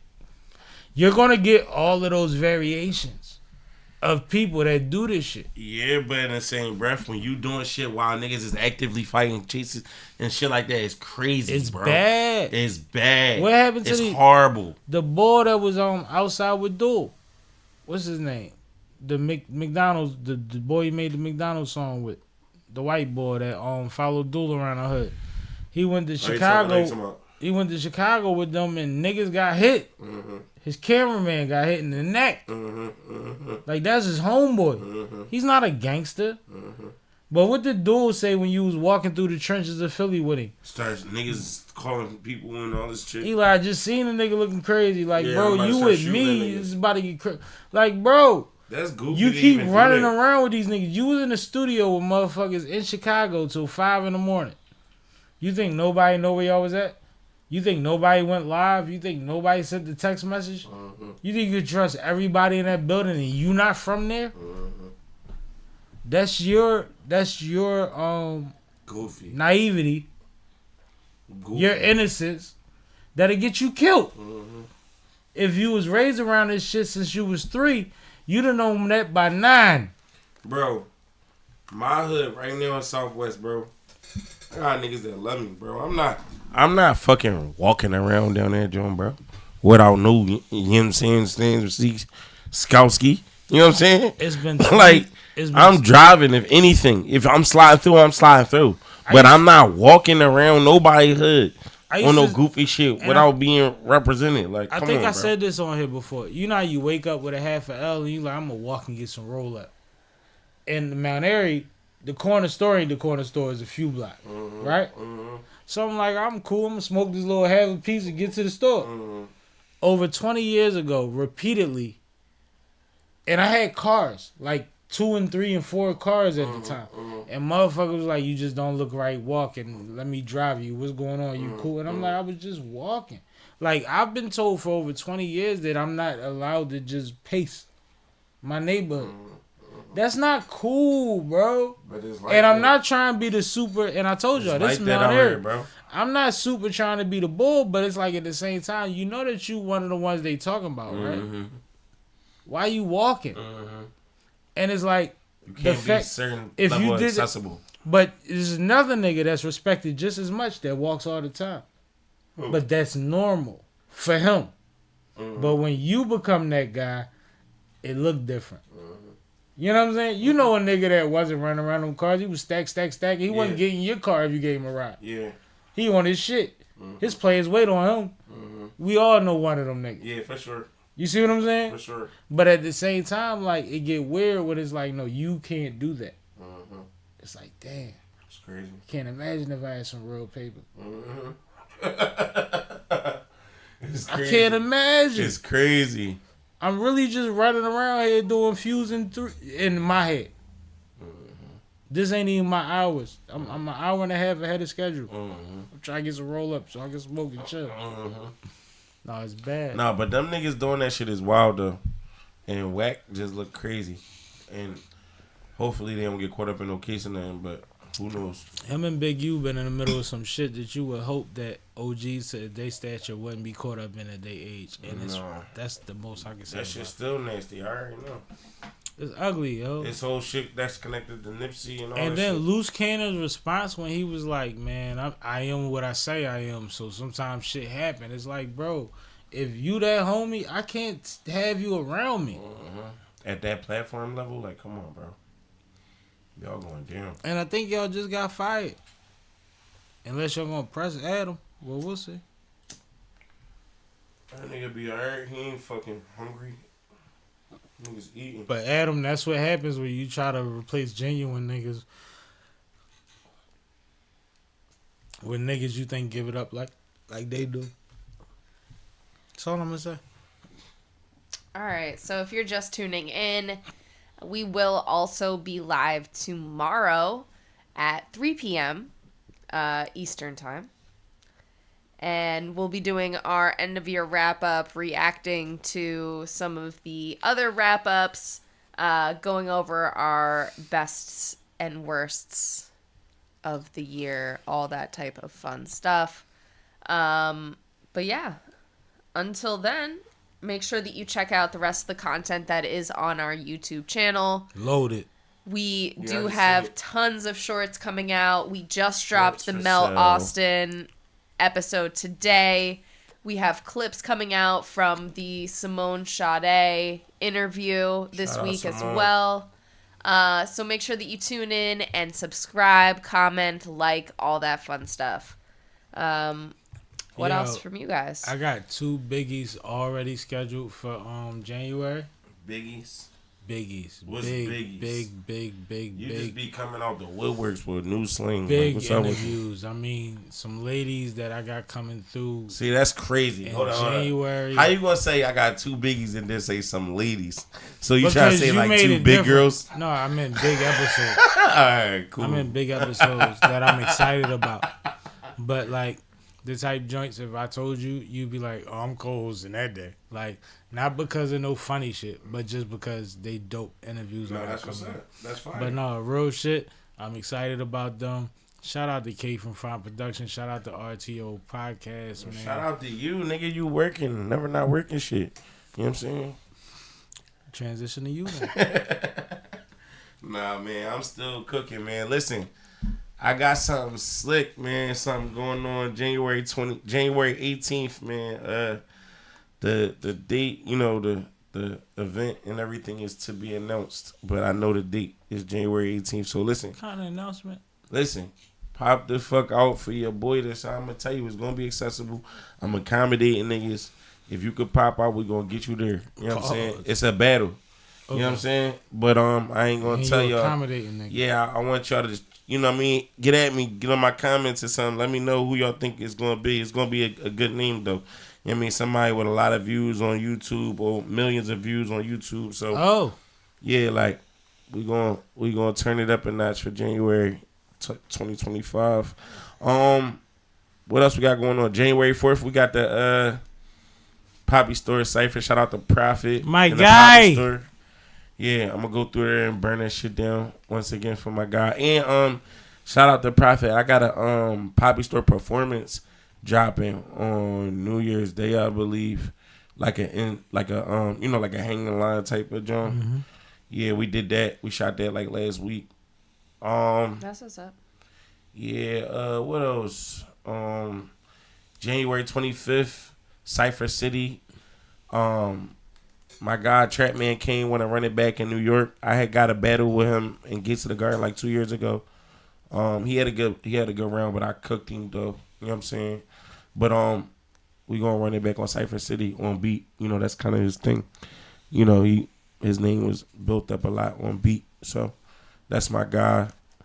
We both, you know, fuck with the city, trying to get more exposure in New York. So it's a good job. Basically, man, I appreciate everybody that been following me and paying attention to me this whole year, and we gonna go even crazier next year. You know what I'm saying? C-Cash, the album out, Net Worth album out. Expect a lot of videos coming soon. That's how we closing the year out. But, and I got an announcement to make. Similar to Queen's Flip, this is the last month of his contract, so we got to see what's going to happen in the new year. Man, fuck you. Yo, Kay. Yeah? Put on that link I sent you. Whoa. Link you sent me. I sent you a link. Don't be sending no links, nigga. Nigga, drill. Easy to drill, cat. Easy to drill, captain. Nigga. You funny as shit. All right. Let me get these off real quick. It's little 16. Oh, that's what we doing. Yeah. She got a track that different. I'm about to close it out. You got that on a separate track? No. I just got the YouTube link. That's all I got it. Hold on.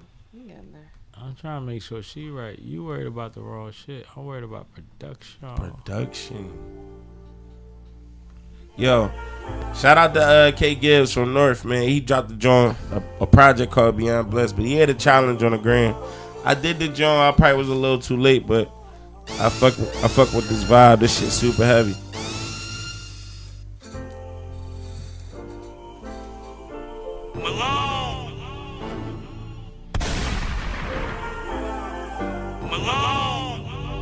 Yeah.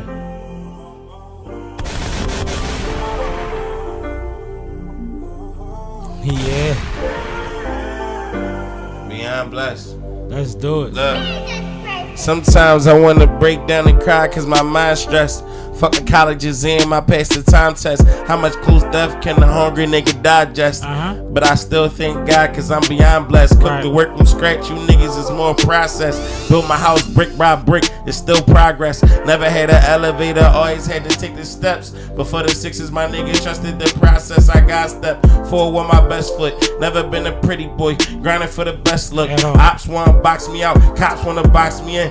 Cops throw me on my ropes, I had to throw my check hook. Let them see me smile, but in abundance I didn't suffer. My nutrition is a youngin', got a right to have a stomach. At 18, being right, I'm getting blended. Granny did a great job, but I went at my birth. Mama Dion was my little, I made him my little brother. We had that same type of bond, that was my uncle. And seeing him made his knees buckle. I guess at least you could rest in peace with your uncle. Just let him know I love him, and make sure your grandma know I'm taking you on her face on every stage I go. Yeah, I just understand the more every age I glow. Yeah, I'm a diamond in the rough, and she made me glow, you know.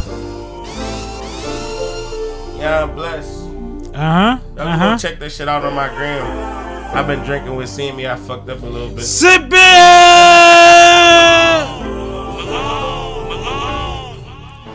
Bitch!